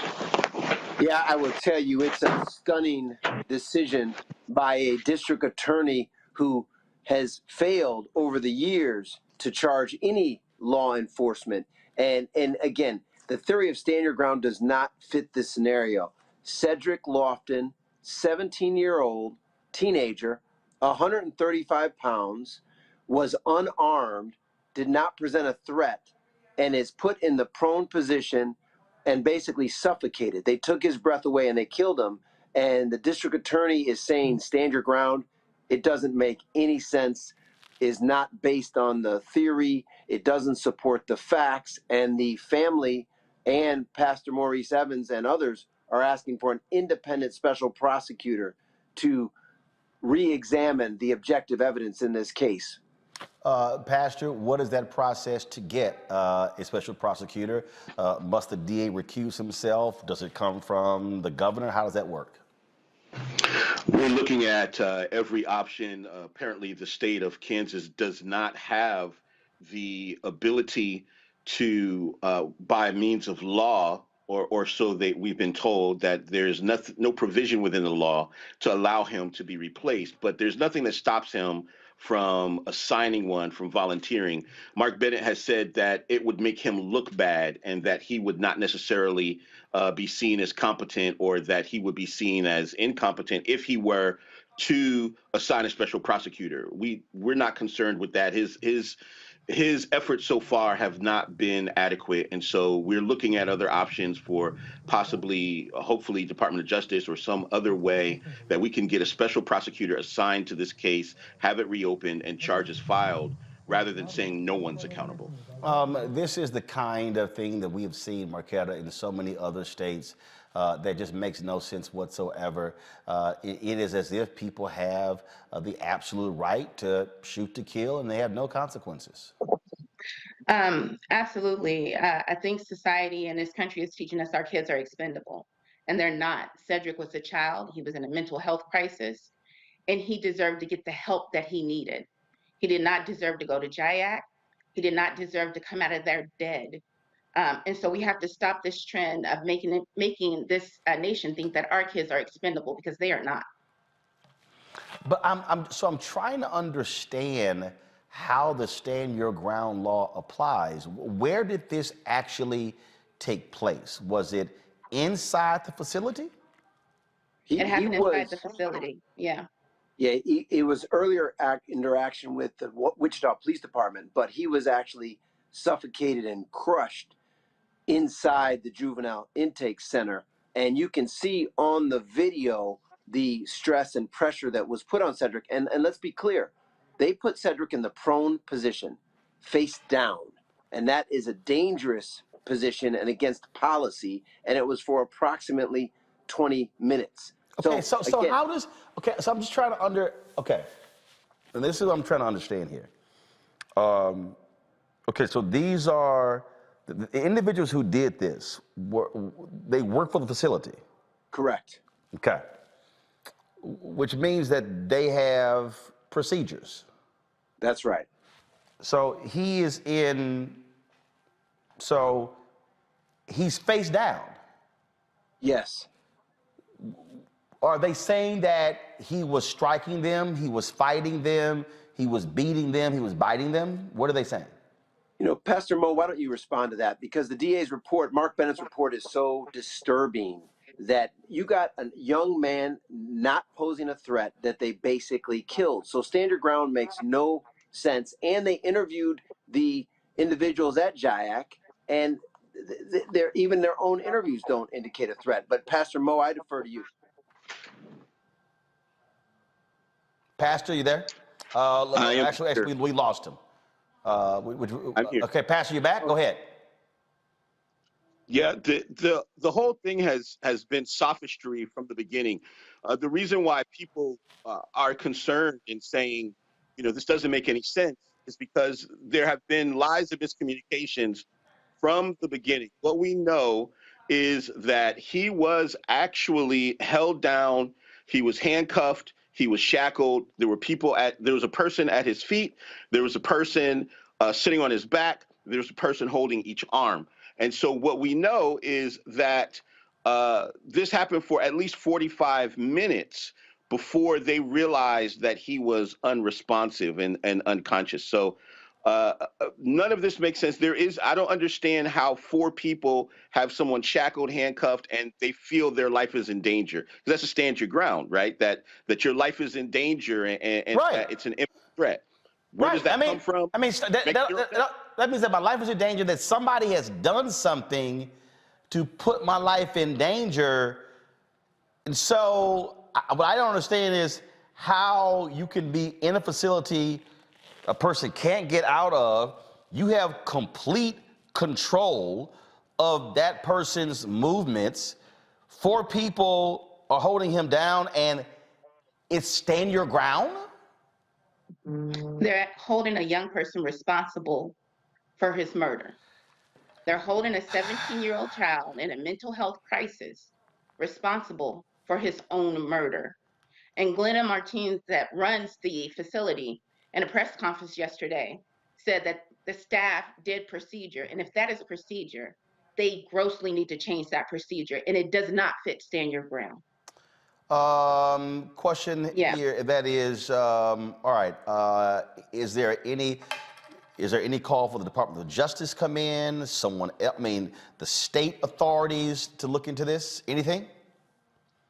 So far, the only thing that the city has done is issued a task force to take a look at the policies from beginning to end that led to Cedric's murder. And I'm going to keep on using the word murder instead of death.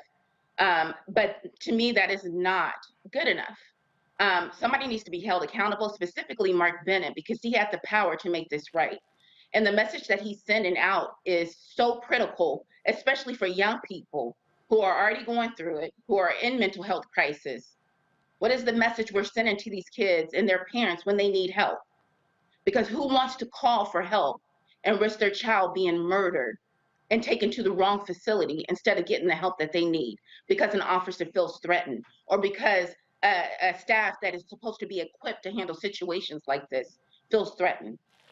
What is the message that we're sending to our young people? And that's right. And Roland, this happened back in September. So initially, they didn't release any of the footage. They did let the family finally come in and see the footage. They didn't, at the initial press conference, as Pastor Mo knows, the district attorney and the sheriff talked about a kid on drugs, on K2, with a background. Well, thank God there was a medical examiner that gave an objective report that showed that these officials killed, suffocated, and took Cedric's breath away. So this doesn't stop here. The family is going to pursue all legal remedies while the community and our team are going to work together to try to get a special prosecutor. I mean, you just have to look at the independent evidence. And Mark Bennett's has a track record of not holding people accountable. His 45-page report is nonsense. And we're going to move forward because the objective evidence supports that this kid was unjustifiably killed. Cedric Lofton should be here today, and he's not because of the actions of those actors at that juvenile detention facility. That is absolutely a shame. They need folks, to be held accountable. Absolutely. Please keep us abreast of how this case moves forward.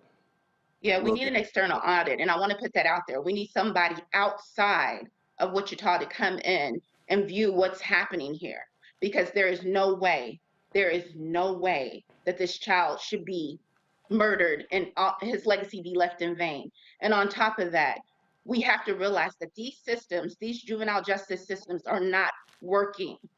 We need to be proactive in how we're dealing with our young people, and we need to do preventative measures to keep our kids from being incarcerated and going in jail. These systems are not working. Absolutely. And that county task force is not adequate, because those are all people who were a part of Mark Bennett's secret letter that he sent. Those were all people who have been a part of supposedly protecting our young people, and thus far have not been able to do so. So we definitely need, as Marquita said, we need independent third-party oversight, and there has to be accountability. We can't say nobody's responsible for this child's death. As a community, we're not going to stand for that. All right. Folks, I certainly appreciate it. Thanks a lot. Thank you. Folks, let's go to Pennsylvania, where 3 Pennsylvania officers are charged with the fatal shooting of an 8-year-old girl at a football game. You might remember this story. Fonta Ability was shot in the crossfire of the officers and some teens. The bullets injured several others, including Fonta's sister. Officer Devon Smith, Sean Dolan, and Brian Devaney are charged with 1 count of voluntary manslaughter, 1 count of involuntary manslaughter, and 10 counts of reckless endangerment. The teenagers were charged with murder, but those charges were dropped when it was discovered that the bullet that killed Fonta came from an officer's weapon. Let's go back to our panel, Reese, Dr. Greg Carr, and Faraji Muhammad. Faraji, I want to start. Okay, don't have Faraji. Let me know when he's back. I want to go to you, Reese. I remember when this happened, and this sounds very similar to the story out of Los Angeles, where the cops were going into, I think, the Burlington Coat Factory. A young girl was in the dressing room, and they fire at the guy, and then she's in the dressing room and ends up getting hit. You know, this is where officers have to use proper discretion when they're firing their weapons when there are other people who are around. Yeah, absolutely. I mean, I understand that there was a gunfight. If I understand correctly, there was a gunfight that initiated the officers coming to the scene. However, it's not like you're just in the Guns of Navarone here having a shootout like you're in the Magnificent Seven. You're in an actual community that has children around and other people. And so they have a duty to protect the entire community and not just necessarily engage with the people who are firing off these rounds. So it's incredibly tragic. I'm glad to see that there's some accountability, but there just needs to be a sense of humanity and the people who are serving these communities and a duty of care that just isn't there. And we saw the same thing with the prior story too, about Cedric, and just the lack of duty of care for a person who was going through a mental episode. I mean, the people weren't responding to a crime; they're responding to a situation where a teenager had an episode, and he ends up, not just dead, but, in my opinion, brutally murdered. I mean, the length of time that he was in a position was longer than even what we saw with George Floyd. And so it's hard to say reform systems when we know that's not necessarily happening. And we also know that it's the lack of humanity, as Dr. Carr says, the statement, no humans involved, is what's really animating a lot of these folks in these cases. This is, again, beyond sad, Greg, but this is also why, look, I get it when you're in those situations, but officers must take care and simply just can't be firing away and they have innocent bystanders. And here's the deal. Remember, they charged the teenagers for it. So clearly you have laws to, their errant gunfire kills this young girl. Now we know it's the cops. They should be charged. They should. And as always, Roland, you are taking the moral position. And we are talking about a situation where there is no morality. Reese just said it. I mean, NHI, no humans involved. And that is a phrase that Sylvia Wynter used and talks about, the scholar Sylvia Wynter. But she took it literally from the LAPD, who used that phrase, NHI, to talk about when they would get calls in Black and brown communities in Los Angeles. Oh, what? Oh, NHI, no humans involved. And in both those cases, there were no human beings involved. That child, it's heartbreaking to see her there with that little crown and then the young man in the back and see these children. And then you realize that these killers, and that's what they are, they're killers, they're paddle rollers, they're hunters.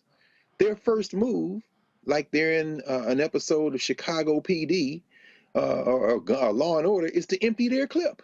There are no repercussions. And in the case, as Reese just said, of Kansas with Mark Bennett, that white nationalist who was just recently reelected, I think 2020 he was reelected, there are no repercussions. You can kill who you want.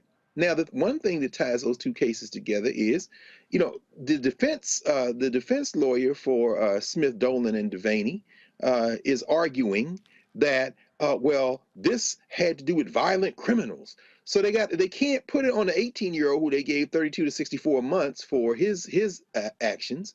They can't put it on the juvenile guy. And yeah, they shouldn't have been shooting. Of course they shouldn't have been shooting. But when there are no humans involved, the script is to try to find one of these non-humans to blame. And it worked in Kansas so far because they say that he continued to struggle and he resisted. So therefore, we're within the law to show restraint. The bottom line is this: they're going to keep killing us until we stop them. And the price has to be a life for a life. It does no good to march and say Black Lives Matter. You need to crucify the two United States senators from Kansas, Roger Marshall and Jerry Moran. They should be excoriated on the floor of the United States Senate. No matter what they're debating, someone should come in and say, you represent a lawless state where nobody's life matters. And until we start putting the kind of pressure on these white people in terms of a language they understand, they're going to kill us with impunity. How about this story here? The Missouri man who spent 43 years in prison for a crime he did not commit is filing a lawsuit. Kevin Strickland and his lawyers say the company said state contracts for prisons denied him proper medical care, outside referrals, or treatments to his various ailments while incarcerated. The lack of medical treatment is why Strickland is confined to a wheelchair. He is requesting a jury trial and damages for his suffering. There needs to be more of these type of suits, because what we find, Faraji, that in some of these states, when someone has been wrongfully convicted, they don't even have the ability to actually get paid from the state. No, not at all, not at all. And I think that's the other part about this whole conversation. When we're looking at what just happened with little sister Fanta, and just keep talking about all of these cases. I mean, like it was just reported about a little less than an hour ago, Brother Roland, that those 3 officers in Sharon Hill were all fired from the department. But it still doesn't bring the type of justice that the family is seeking and that the community needs right now. When we look at these cases, people try to just dehumanize the fact that you lost a human being to something very senseless, to something that really could have been prevented. And I think that's one of the worst ways to transition from this space, from this world, is that you lost your life over something very senseless, especially when it comes to a child. So money is not enough. I mean, even if you say, okay, we're going to lock up the officers, but there's still some level of protection around them. It's not enough now. And I think we gotta raise our voices to say, it's not enough to just fire the officers. Well, it's not enough. It's not enough. Look, it's not enough to fire officers, but also it's not enough to simply say to a brother who served 43 years in prison, hey, sorry. Again, The bottom line is, yes, money cannot bring back 43 years. Money cannot bring back a life. But the reality is, this is a capitalistic society. Everything is based upon money. Some folks do need to pay up when these sort of things happen. Folks, let's go to Georgia, where one of the men convicted of chasing and murdering Ahmaud Arbery wants a new trial. Travis McMichael is serving life in prison without parole. He believes he deserves a new trial because the state did not have enough evidence for the jury to reach a verdict beyond a reasonable doubt. Yes, they did.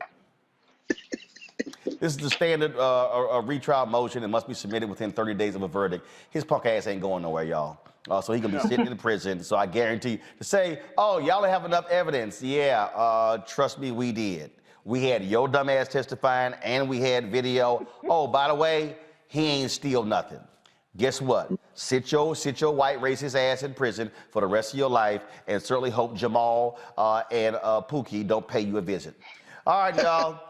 We now know, visit. Look, bottom line, that's the deal. We now know the cause of death of legendary actor Sidney Poitier. The 94-year-old died on January 6th at his home in Beverly Hills. Poitier's death certificate says he died of heart failure. Also listed as underlying causes were Alzheimer's, dementia, and prostate cancer. Of course, he was the first black man to win the Best Actor Oscar for his lead role in 1963's Lilies of the Field. Man, a sad story out of Georgia. A Talbot County probate magistrate judge, just 45 years old, was found dead in her home. Judge Cheryl Terry was found dead by her father on Wednesday in the home they shared. She was elected, folks, just in 2020 and followed in the footsteps of her father and predecessor, former Judge John Terry. She was the first female probate judge in Talbot County. The cause of death hasn't been determined. Authorities say there was no foul play evident. Again, she was 45 years old and was very much a prominent member of Delta Sigma Theta Sorority Incorporated. And speaking of Delta Sigma Theta Sorority Incorporated, sad news for their members all across the world. Their recently installed 27th National President, Cheryl Hickman, passed away this morning. Again, folks, she assumed the position in November of this year. She had served the organization in a variety of capacities, including serving as National Vice President, National Secretary, Eastern Regional Director, South Atlantic Regional Representative. The sorority posted this statement on their Facebook page and sent it out to all of their members. It is with great sorrow that Delta Sigma Theta Sorority Incorporated shares the passing of our beloved National President and Chair of the National Board of Directors, Cheryl A. Hickman. President Hickman transitioned peacefully on January 20th, 2022 after recent illness. President Hickman was a devoted member of Delta Sigma Theta since 1982 and served in various capacities at the chapter, regional, and national levels before being elected national president. She's remembered not only for her role as a leader, but for being a colleague, friend, and most of all, sister. The entire sisterhood of Delta Sigma Theta Sorority Incorporated mourns the loss of President Hickman. During this difficult time, we ask that you respect her family's privacy and keep them in your prayers. All right, folks, got to go to break. We come back. I'm going to share with you some information about a scholarship that I have announcing with McDonald's, honoring Alpha Phi Alpha Fraternity Incorporated.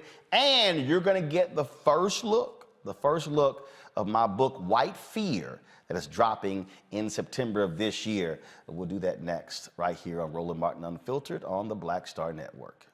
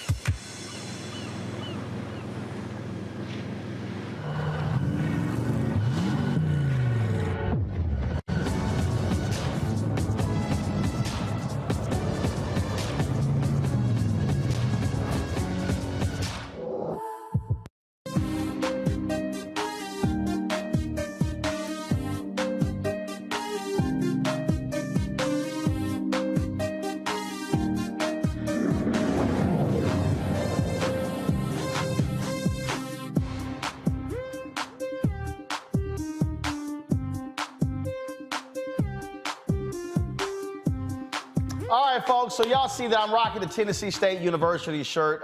You see, of course, this is our HBCU segment. So here's the deal. Look, I was at Texas A&M University. I'm a graduate. My brother is, so is my sister. But we understand the importance of HBCUs. And so there are many African Americans who support HBCUs who didn't even go to them.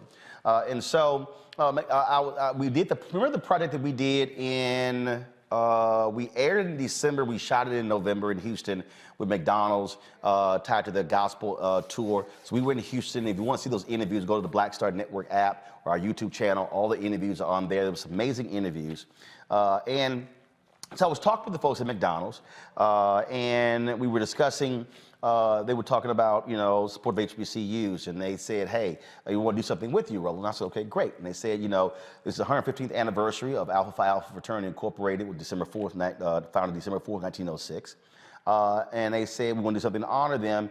And I said, well, why don't we do this here? So why don't we do something unique? Let's honor our 7 jewels, the 7 founders of Alpha Phi Alpha. And let's give away scholarships. So they wanted to give away robust scholarships. So I said, hey, let's do 7. And they said that, I said, but I don't want to make it just for alphas. I said, because, and here's why. Because I wanted us to be able to get a sense of, again, what the need is. And let me explain that. One of the biggest issues, and Greg can attest to this very much so, one of the greatest issues for college students, but especially HBCU students, is not them going to college, it's them being able to stay there. Because typically most universities, especially HBCUs, there's a dramatic drop-off from when students are freshmen and sophomores and when they become juniors and seniors because they don't have the money to stay. So here's what we did by partnering working with Alpha Phi Alpha, where I'm a life member. In honor of Alpha Phi Alpha, McDonald's is going to do 7 $15,000 scholarships specifically for HBCU juniors and seniors. Anytime we talk about scholarship money, typically it's for somebody coming out of high school. I specifically said to McDonald's, no, let's do this for the people who are already in college, but to keep them in college. I remember when Julia Malveaux was president of Bennett College, and she reached out to me. They were trying to raise like $30,000 to keep several of the young women in school who were graduating seniors. And it happened several times, and I've gotten other calls as well. So I said, hey, let's do this. And so partnering with the Thurgood Marshall Fund, you have this program. Again, any student who's a junior or a senior who is attending an HBCU is eligible for this program. Now, the deadline, listen clearly, the deadline is February 28th, okay? February 28th. Again, junior or senior. Now, that means that if you are going to be a junior in the fall, you can apply for the scholarship. If you're going to be a senior in the fall, you can apply for a scholarship. If you are a senior now and you ain't graduating and you coming back next year, you can apply as well. So again, so what you do is you go to tmcf.org, tmcf.org. That's the Thurgood Marshall College Fund. They're handling everything. They're doing all this sort of stuff along those lines. And also, here's the other thing. And again, y'all know how I feel about this here. The recipients also is going to be able to engage with McDonald's executives about career opportunities in their field of study, things along those lines. And so, because I just want us to understand, a lot of people, and you bring the panel up right now, a lot of people simply don't have the resources to stay, and that's important. And so that's why we did it this way. And so, again, I know there were some alphas who probably like, man, come on, bro, why don't you just make it for the alphas? No, because here's the piece. If all of a sudden we discover that we get 800 or 1,000 applications, then we now know what the need is. And so now we can go back to McDonald's and say, okay, we did 7 this year. We did 7 this year. Hey, now let's do 20, 30, 40, 50, 100, because now we know what the need is. And so that was the rationale behind it. And so that's what we're doing there. I'm gonna go to Greg. Greg, I'm telling you, people don't understand it. And look, you get it when those students, you know, they're there, they don't come back because they don't have the money to come back. That's the truth, Roland. I mean, I can speak from personal experience. The tuition was a lot lower when I started Tennessee State in 1983, but I worked my way through college. And I busted my ass those first couple of years to get the kind of grades to begin to piece together scholarships. And then when I got involved in student government, I got a student leadership scholarship. With my academic scholarship, it was enough, so I left with no debt and went on to law school with no debt. I had full scholarship to law school. That means everything. It's almost 50-50. Public-private HBCUs in the United States, and 70% of the students who are at HBCUs are Pell Grant eligible. $15,000, and that price point, brother, is a stroke of genius. That's enough. At a private school like Spelman or Howard, that's enough to put a dent in it and get you close, particularly if you're a junior or senior. And at a public school I mean, the average tuition and fees, we're talking about what? We're talking about maybe $14,000 for out of state and maybe around $7,000 for in-state tuition and fees. At a place like Norfolk State, it's going to cost you about $9,600 for a year tuition and fees. $15,000 when you're a junior or a senior. You know what that does finally? It reduces the 4, 5, 6-year graduation rate. You're absolutely right. Students aren't finishing, and it isn't because of their grades. It's because they don't have the money. And it's somebody who worked their way through school, working at fast food, Arby's and Wendy's and places like that. McDonald's can afford to do $700 or $7,000, and $15,000 could be the difference between a college degree and continuing to move and say, damn, if I just had a little bit more. That's the perfect price point, brother, in my opinion. This is also why, Reese, I mean, over the years, I've talked about this a lot when we talk about scholarships. And most scholarships that they give typically are for high school students to go to 4-year institutions. I have been encouraging people to change the criteria for scholarships to also qualify for 2-year institutions, community colleges, because again, if someone, that's still college. And I get the focus on 4-year institutions, but it typically leaves out a lot of people who can't afford to go to a 4-year school, but they would love to be able to have a scholarship to go to a community college. And so, again, it's just thinking about how we provide scholarships in a different way. So I appreciate McDonald's agreeing with that because, again, we could have easily said, hey, graduating high school senior, but that does nothing for that kid who's already in college but can't stay. That's right. Yeah, also we have to think about, you know, the amount of support that Black students in particular have going to college. You have a lot of parents, you know, middle-class parents who might be able to get you through the first year, maybe even the second year. But by the time you hit 22, 23, that help has run out. Maybe people have had a kid or gotten pregnant or, you know, had other things in life that might have, you know, set them a little bit off the path to where $15,000 could really make a huge transformative impact in their ability to continue their education. So this is something that really does meet a gap in the need by focusing on a population that typically you don't start to get eligibility at that point. You have to really get in. Maybe if you're a freshman, you get a 4-year scholarship or a 2-year scholarship, but not a lot of people are meeting that need. So I think it's a wonderful move that you push for and that McDonald's is providing. And it doesn't mean, Faraji, that we don't encourage corporations that get a lot of our money as consumers not to support those folks who graduated from high school, but it's also thinking differently. And again, what I really hope, a bunch of our students apply. And again, that was one of the data points. That was one of the data points that I said to the alphas. I said, look, brothers, I know y'all may want this to only go to alphas. I said, but no, we need to have the data. If all of a sudden we have 700 students who apply for these 7 scholarships, now we're able to understand in terms moving forward. Now, all of a sudden, it may not just be, okay, sure, can McDonald's fund all 700? Sure, but what if we also now have that data to be able to say, all right, let's go to 9 other corporations and say, all right, each one of you do 10 each, or each one you do 50 each, to be able to provide these sort of resources. I'm telling people all the time, if you don't have the data, all you're doing is just guessing. No, you're absolutely right, Brother Roland. And I think that's the data, and that's what Dr. Carr and Reese are talking about. I mean, we all know it. I'm a product of community college. You know, when I decided, it took me 5 years after I left high school to decide to go back to school. And then my first step was toward Baltimore City Community College. Then from there, I went to a 4-year university to complete that part of my education. But it's necessary. You know, I'm always telling students, you know, make sure that you don't, you exhaust every option. Community college is not something you should be ashamed of. Going to an HBCU is not something you should be ashamed of. But more importantly, look, these companies that you're working with, and I'm glad McDonald's is on board with this initiative, they should be on board, like a lot of other companies, because why? You're cultivating your next generation of innovators and thinkers. You know, every time you work at McDonald's, you know, I always tell people this, you might say, oh, working at McDonald's is so terrible. But McDonald's has a very rigid management program.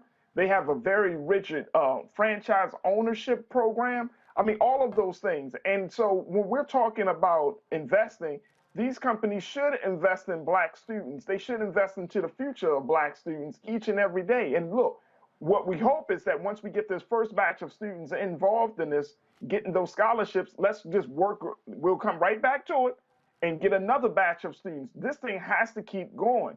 But it's a real blessing because why? You're behind it. And by you being behind it, you know that it's going to be an authentic program. It's not going to just, the money is not going to just sit somewhere. It's going to be given to somebody. And I just can't wait to see the students or hear about the students that are going to be the recipients of this. But this is more than any $15,000 shit, man. I wish I had that when I was in school. I'm telling you, I'll be all good. You know what I'm saying? Absolutely, absolutely. But, you know, I mean, every little bit helps. And you know what? Maybe this will start the process real quick. Maybe this will start the conversation that college is absolutely like terribly high. Oh, it's crazy. It becomes a crazy debt. Yeah, when yeah. you're paying $50,000 and $60,000 a year for college. Yep, absolutely, absolutely. And can I say one more thing, Yep. Roland? I just want to say, you know, sometimes people hear the number and they say, well, 7. I don't have a chance of getting that. Apply anyway, because as Roland is saying, your applying might open the door for the next round of people. And so it's important that regardless of whatever calculation you're doing in your mind about your GPA or whatever the materials are that is going to be the rubric for deciding who gets it, still apply because it's important to open up the doors for more than just yourself. And you might get it. Yep, absolutely. Might get it. Absolutely. So, as they say, the easiest way not to get any of the money is if you don't apply. Just like we say, hell, if you don't vote, guess what? You got no say-so in democracy. All right, I'm going to go to a break. We're going to play for you all our promo of our Glenn Turman interview. We're going to live stream the interview after we finish today's show. We debuted it last night, Rolling with Roland. Y'all, let me tell y'all something. It is an unbelievable interview with Glenn Turman. Look, he has been acting for more than 50 years. He is a legend. He is an icon. The stories are amazing. And one of the reasons that we're doing these one-on-one interviews with folks like Glenn Turman, and it's because, you know what? We don't want to just hear about them when we're doing an in memoriam. We want to hear from them while they're here, telling their story, listening to them in their own words. And so we kicked this thing off with Johnny Gill. Of course, we talked. The second one was Richard Lawson. We have Glenn Turman. Man, the interview's coming up next. Bill Duke, Jack A., Jeffrey Osborne, Michael Collier, Mario Van Peebles, Sally Richardson Whitfield, Dondre Whitfield, Maddie Rich. Man, we've got some unbelievable interviews that we have done. And trust me, Glenn Turman said some amazing stuff, and so we're going to show you the promo. We're going to stream it after that, and when we come back from this break, it's 2 minutes. I'm going to show you the book cover. You're the first ones to see it. I have not put it on social media. I have not placed it anywhere. You're going to get the first look of this book cover, and I'll tell you exactly what the book is. The half the title is called White Fear, but you're going to see that next on Roland Martin Unfiltered. Aretha and I met as a result of a friend of mine named Ben Vereen. She was standing in the mirror in front of, you know, the lights go around the star mirrors, and dressed in white and getting ready to perform, and she was standing up and she saw my reflection in the mirror, and she gave a little, you know, and I gave a little, Mutual admiration. Oh, yeah, for sure, for sure. She expressed at that time that she wanted to, she had moved to California and she wanted to take lessons in acting. She wanted to do some acting. And I was, like I said, I teach. Right. You know, I've been teaching for 12 years, you know. And so I said, well, I teach acting. And if you want, come down to my classes. One evening, class was very disruptive. They were all at the window. You know, hey, get back here, you know, come on, we got a class, what are you doing? A limousine just pulled up. You know, a lady got out in a fur coat. She walked into the class. And my first reaction was, you're late. And you told the queen she was late. She was. You wouldn't let her know I'm the teacher.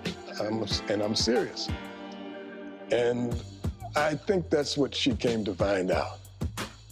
Was I serious? And I was. And so we became serious. Serious enough when you got married. That's as serious as it gets.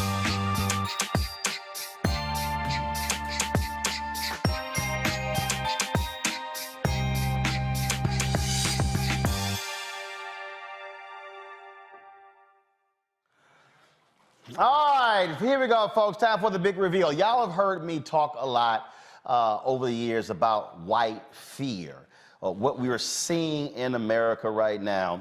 And it's not all white Americans.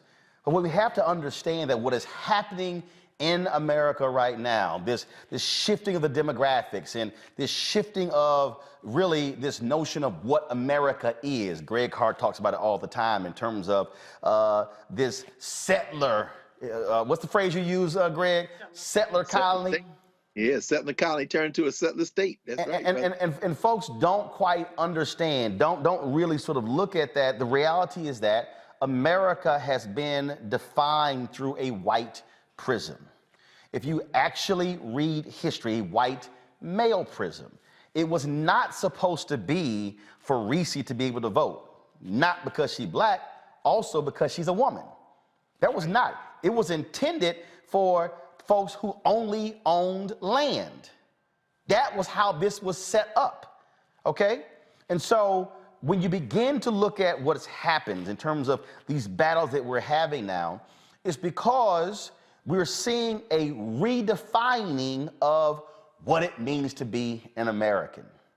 And that's what's struggling with folks. And so when we talked about Colin Kaepernick, when he took a knee, okay, all the people like, man, that's not American. Actually, it is. The First Amendment is called the first for a reason. Guns were second, but the ability to be able to protest was first. So it wasn't him protesting. It was the fact that Colin Kaepernick simply did not grow up and completely suck in the notion that America is all about apple pie. It's all about a blonde, blue-eyed, buxom white woman as being the center of beauty in America. It wasn't about everything that is white is right, everything that black is bad. Is what it was about. And so what you're seeing now is this struggle because now black people and Latinos / Hispanics and Asians, Native Americans now get to actually have a say, and not just a say, now have power. And so this is not even directed at white conservatives. It's even directed at white liberals because many of them struggle with black folks having a seat at the table. Hollywood has a serious problem with that issue as well. And so all of this culminates, and this started, y'all, in 2009, there was a study that was done that asked the question, are you optimistic about the future of America for your children? And every group, blacks, Latinos, Asians, every group, a majority said yes. Only one group, less than a majority, said no. White Americans. In September 2016, the question was asked, are you optimistic about the future of America economically for the next 10 years? That was in 2016. Every group, blacks, Hispanics, Asians, majority says absolutely. Even though black people, lowest wealth in the country, had the highest optimism. Wow. Latinos, second lowest wealth, highest optimism. White Americans, greatest wealth in America, lowest optimism.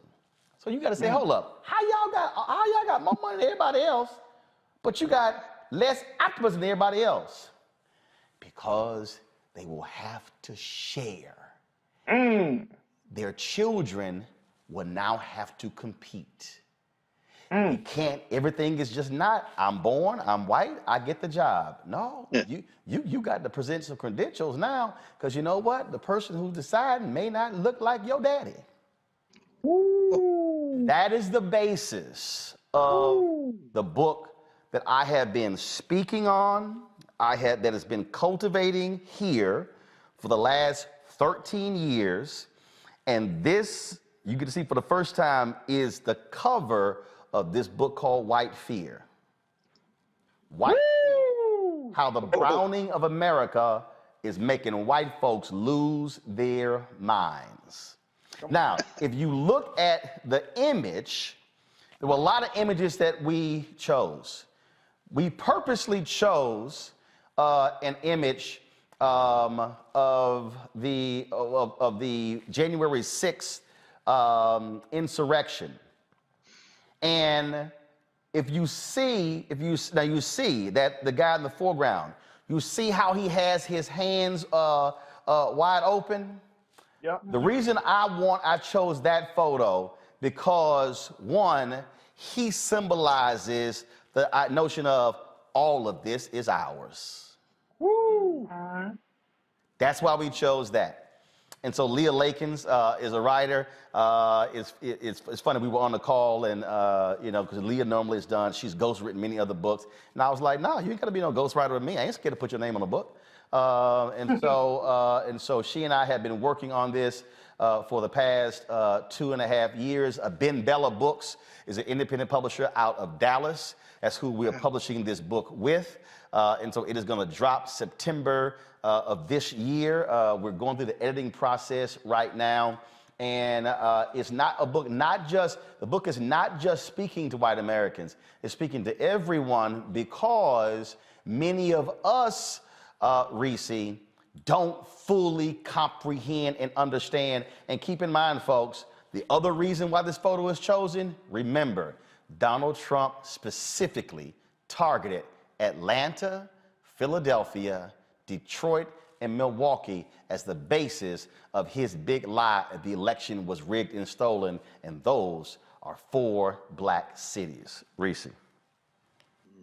Well, first, let me say congratulations. And I think the cover is magnificent. I mean, what a brilliant encapsulation of really what white fear is. And not just white fear, but white lash, the backlash to what is inevitable that they will have to share. They're going to make it more difficult, and they're putting up a valiant fight to prevent that from happening, perhaps even this generation. But the demographics are not going to lie. It's not going to be something they can hold off forever. And so I think it's a really important piece of work. And I think we have to understand what we're up against, because I think a lot of people still feel like you can reason with them, you can appeal to some sort of shared humanity and shared sense of morals and character, and you can't. So the best thing that we can do is arm ourselves with the information. How do we maneuver around it? And I think that we're all mostly trained in that, because you have to do that to survive, and to really understand how we're going to come up with our game plan, how we're going to respond to this in a way that we can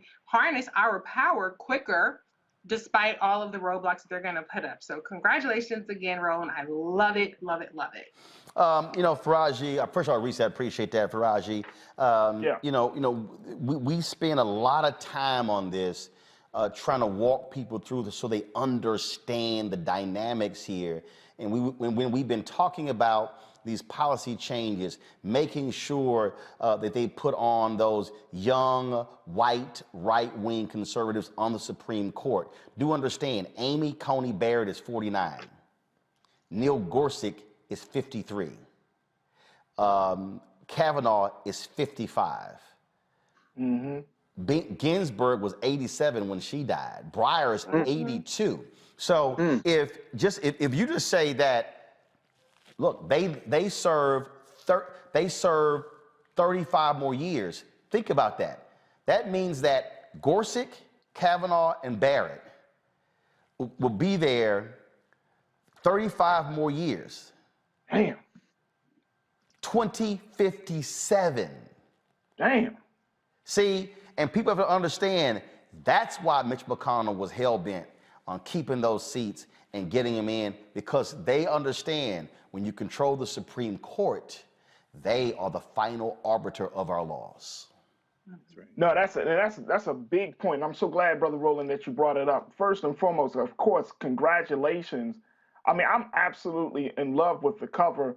I'm in love with with everything, like the title, the subtitle, and everything. It brings back to mind so many different books that I've come across, such as Death of the West.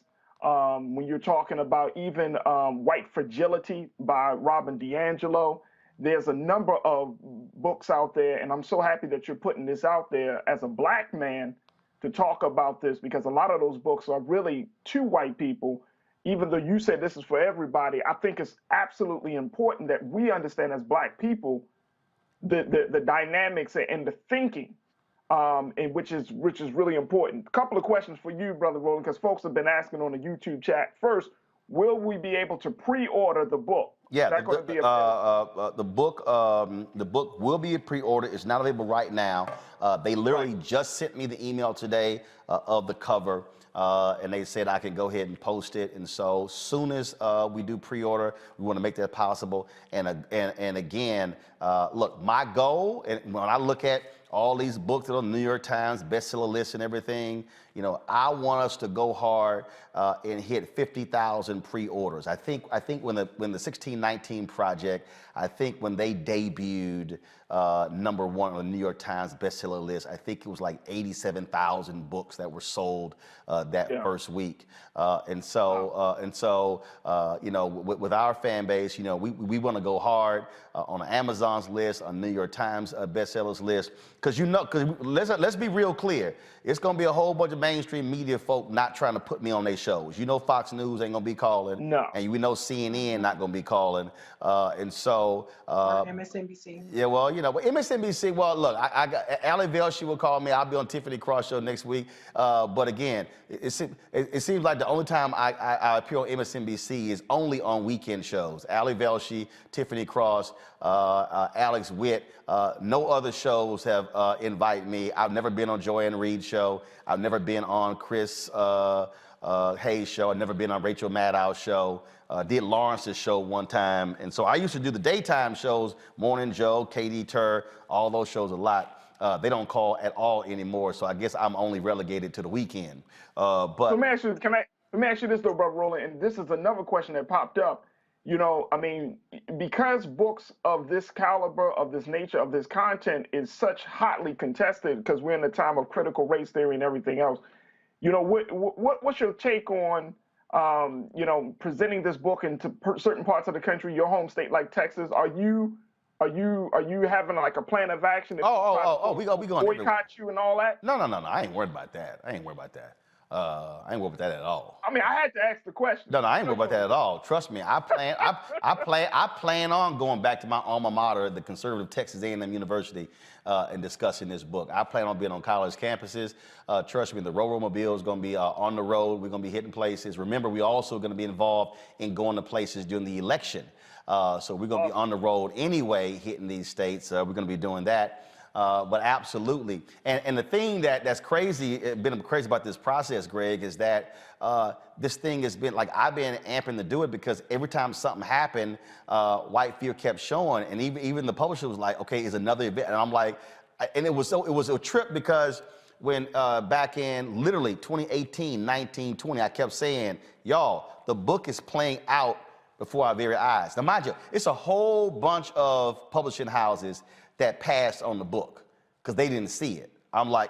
Ben Bella out of Dallas, they saw it, they believed in it, and we've already signed a deal with Audible as well. And the thing that people don't understand is that, I mean, it was literally happening in real time. And I kept saying, see, every time something happened, I was like, see, they were like, damn, we got to get the book out. And it was sort of like a new thing. And so when January 6th hit, we had to completely recalibrate the book because after that happened. And so so everything that we've been talking about on this show, on TV One, when I was on Tom Joyner, all these things are playing out, and the book lays this thing out and establishes that continuum from going back to, of course, slavery, Civil War, and how at every point Black success was always be followed by white backlash. Greg?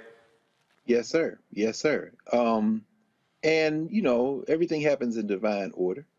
I remember in 2010, was it 2010 when you published the first with Third World Press? Yes, 2010, the first President Barack Obama's road to the White House. Yep. Yeah, and I think something that this book will share with the first is that it is being reported out by somebody who is in deep, immersive conversation, contact with, organizing with the people.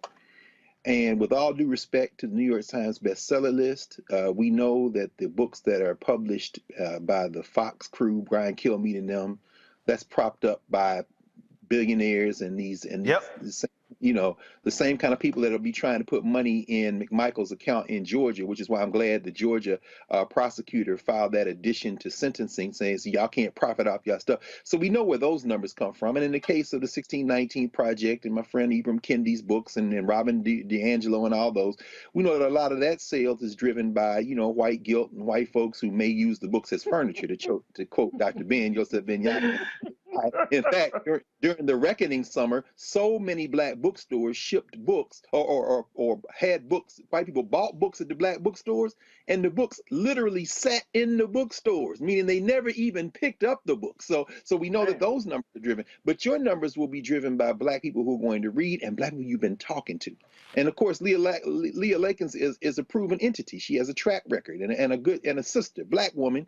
And in partnership, you creating this is organic, meaning, you know, we have a saying in the Association for the Study of Classical African Civilizations, building for eternity. This is a slow build, and we're all going to push it. You know, the thing I do with Karen Hunter on narrative and on the weekends in class, we're going to hold that book up to the screen, and black people are going to read, and other people are going to read. They're going to read the book, and then that slow build continues to build momentum. And then I'll just end with the cover and add my congratulations to Reese and to Faraji. That cover is perfect, and one of the things that strikes me is the distribution of the flags, because what you didn't do is show the Confederate flag. There's an American flag on the Capitol. The guy's got his hands open. On the right, there are flags. Looks like one of them is upside down in distress. On the left, there are flags, and dead center is one with the 13 colonies. Meaning what? Come on. They think they're having a revolution. They are taking their country back. And guess what? There are plenty of people in that building they're looking at who are in absolute agreement with them because it's the same damn flag. That is a brilliant cover, brother. So we're looking forward to Roll Out White Fear. These numbers are gonna escalate and explode because they are real numbers, not inflated, invented numbers. And we certainly gonna break that thing down as well. And so again, I will let y'all know when it's time to pre-order the book, but I wanted y'all to see first that cover. I haven't put it on social media. I'll do it after the show. I'll go ahead and post it. But I wanted the Roland Martin Unfiltered Black Star Network family to see it first. And again, when I say how this thing is just continuing, it is continuing. I didn't read this story earlier, but the black DA in Atlanta, she wants a special grand jury to investigate former President Donald Trump's alleged election interference. According to the letter sent to the Chief Judge of Fulton County Superior Court, DA Fannie Willis says her office has information of possible criminal disruption in the state's 2020 election. She wants a grand jury to examine the evidence and compel witnesses to testify. Several witnesses have refused to cooperate without a subpoena. She opened her investigation about a year ago after a recording revealed Donald Trump demanded Georgia Secretary of State find enough votes to flip the state in his favor. And so I'm telling y'all, the thing is happening right before our very eyes. Okay, last before we go, I'll be remiss if we did not extend our condolences to Greg and his brother, Reverend Jeff, and the whole family on the passing of his 93-year-old mother, Catherine Hayes Carr. Of course, you know, they wouldn't be who they are without Mama Carr doing what she did, and she passed away. And so we wanted to certainly, this is the family photo that Jeff posted, the photo there with her and the whole crew. And so we wanted to definitely just extend our thoughts and prayers to you, Greg, and the family. Appreciate you, Baba. Yeah, you know, 93 is a good run, and you're absolutely right. No her, no us. And she's with her husband now, back with her mother and father. She continues to rise. This little date we have that we mistake for all of life is just a little pass through from eternity to eternity. And so there'll be some tears, there'll be some sorrow, but that's pretty much residue, because every time I feel like I want to tear up, I see her and I hear her saying, come on now, I raised you better than that. I ain't going nowhere. In fact, she's louder in my ear now than she was when she was in transition. So it's a celebration, brother, and I just want to thank you for being who you are, and Reese and Faraji and everyone, Erica, everybody involved in Black Star and everybody out there. It's just a powerful reminder that we're only here for a second. And if we believe what we say we believe, then we know that two people came together and created every one of us. So when you hear my voice, you really hear my mother's voice. When you hear Roland's voice, you're really hearing his mother and father's voice. When you hear Reese, when you hear Faraji, you're hearing two other people. And now Reese got a little girl, Faraji got his children, me and Roland got our nieces and nephews, and you see a bunch of them there. That's how it continues. But all of our people, except that little handful of us in this little reality right here, all our people are in eternity. So we can call on them anytime now. So thank you, brother. I love you, man. Thank you so much for raising her name. We certainly appreciate it. Hey, Dr. Card, can I ask you a quick question? Did your mother see you on the show? Man, you know what's so funny? You asked Faraji. My sister Gussie and brother-in-law Randy, who took point. She was in Houston, as you know, these last couple of years. She's in Nashville. And that picture was taken Thanksgiving. We were all at home in Nashville. My sister would play us for her. So she was on Thursday. So one of the last things she heard on this side before she took it back over was these conversations. So just know that my mom was listening to y'all every week. So I appreciate that. Brother. Yeah. Well, I tell you, it's a whole bunch of black mamas and daddies out there who are doing the same. I get the emails when I'm traveling. I run into them. Mustafa hit me up and he like, hey man. Matter of fact, we're gonna leave on this one because y'all gonna crack up when I tell you this here. Mustafa sent me, I got to give him a shout out. He said, where is it? He said, Miss Carrie at the Lowe's in Clinton, Maryland says hi, and she watches all the time, and this is what happened. He texted me, this was on Sunday. Mustafa said, just got moved to the front of the line at Lowe's because as the lady said, I love that Roland Martin show. So, so just so y'all know, and Rashad Robinson used to tell me, he was like, man, I don't know what it is about the black people at the grocery store. He said, but when I'm in Harlem shopping, I get stopped all the time. Folks like, man, ain't you that boy who on Roland's show? And so y'all don't get it twisted. Don't get it twisted. Y'all, all these blue check marks on Twitter, they might be retweeting something that Don Lemon or Joy or Chris Cuomo used to say, Jake Tapper and all them other folks.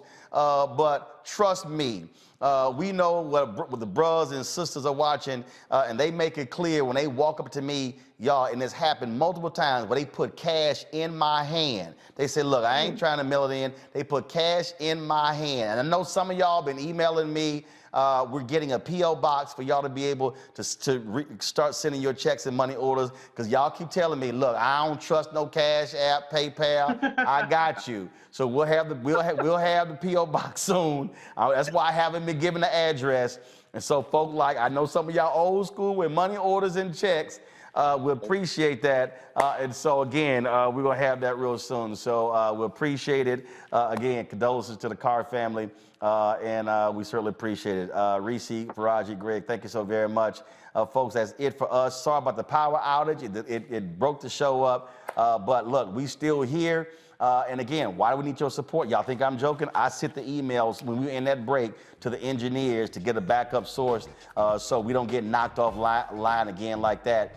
Your dollars make it possible for us to be able to do that. Yes, we're working on closing a deal with McDonald's to be a sponsor. You see the Verizon ads, but trust me, your resources, when you send that money to Cash App, when you send that money to PayPal, that's what's paying for producers and equipment, and audio is paying for video, is paying for a new video playback machine, a new computer, new monitors, all that sort of stuff. And so we appreciate it. Cash App is $RM Unfiltered. PayPal is R Martin Unfiltered.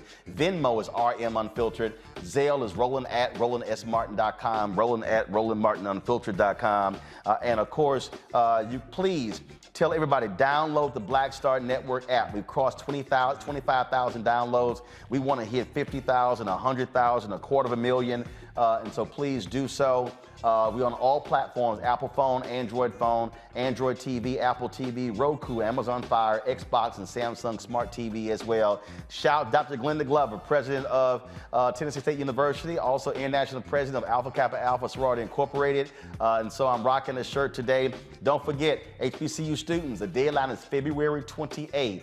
Go to tmcf.org and apply for one of those 7 $15,000 scholarships. McDonald's is partnering with me and Alpha Phi Alpha to provide to keep juniors and seniors in college. We'll remind y'all that every single day. Y'all take care. I will see y'all tomorrow. Holla!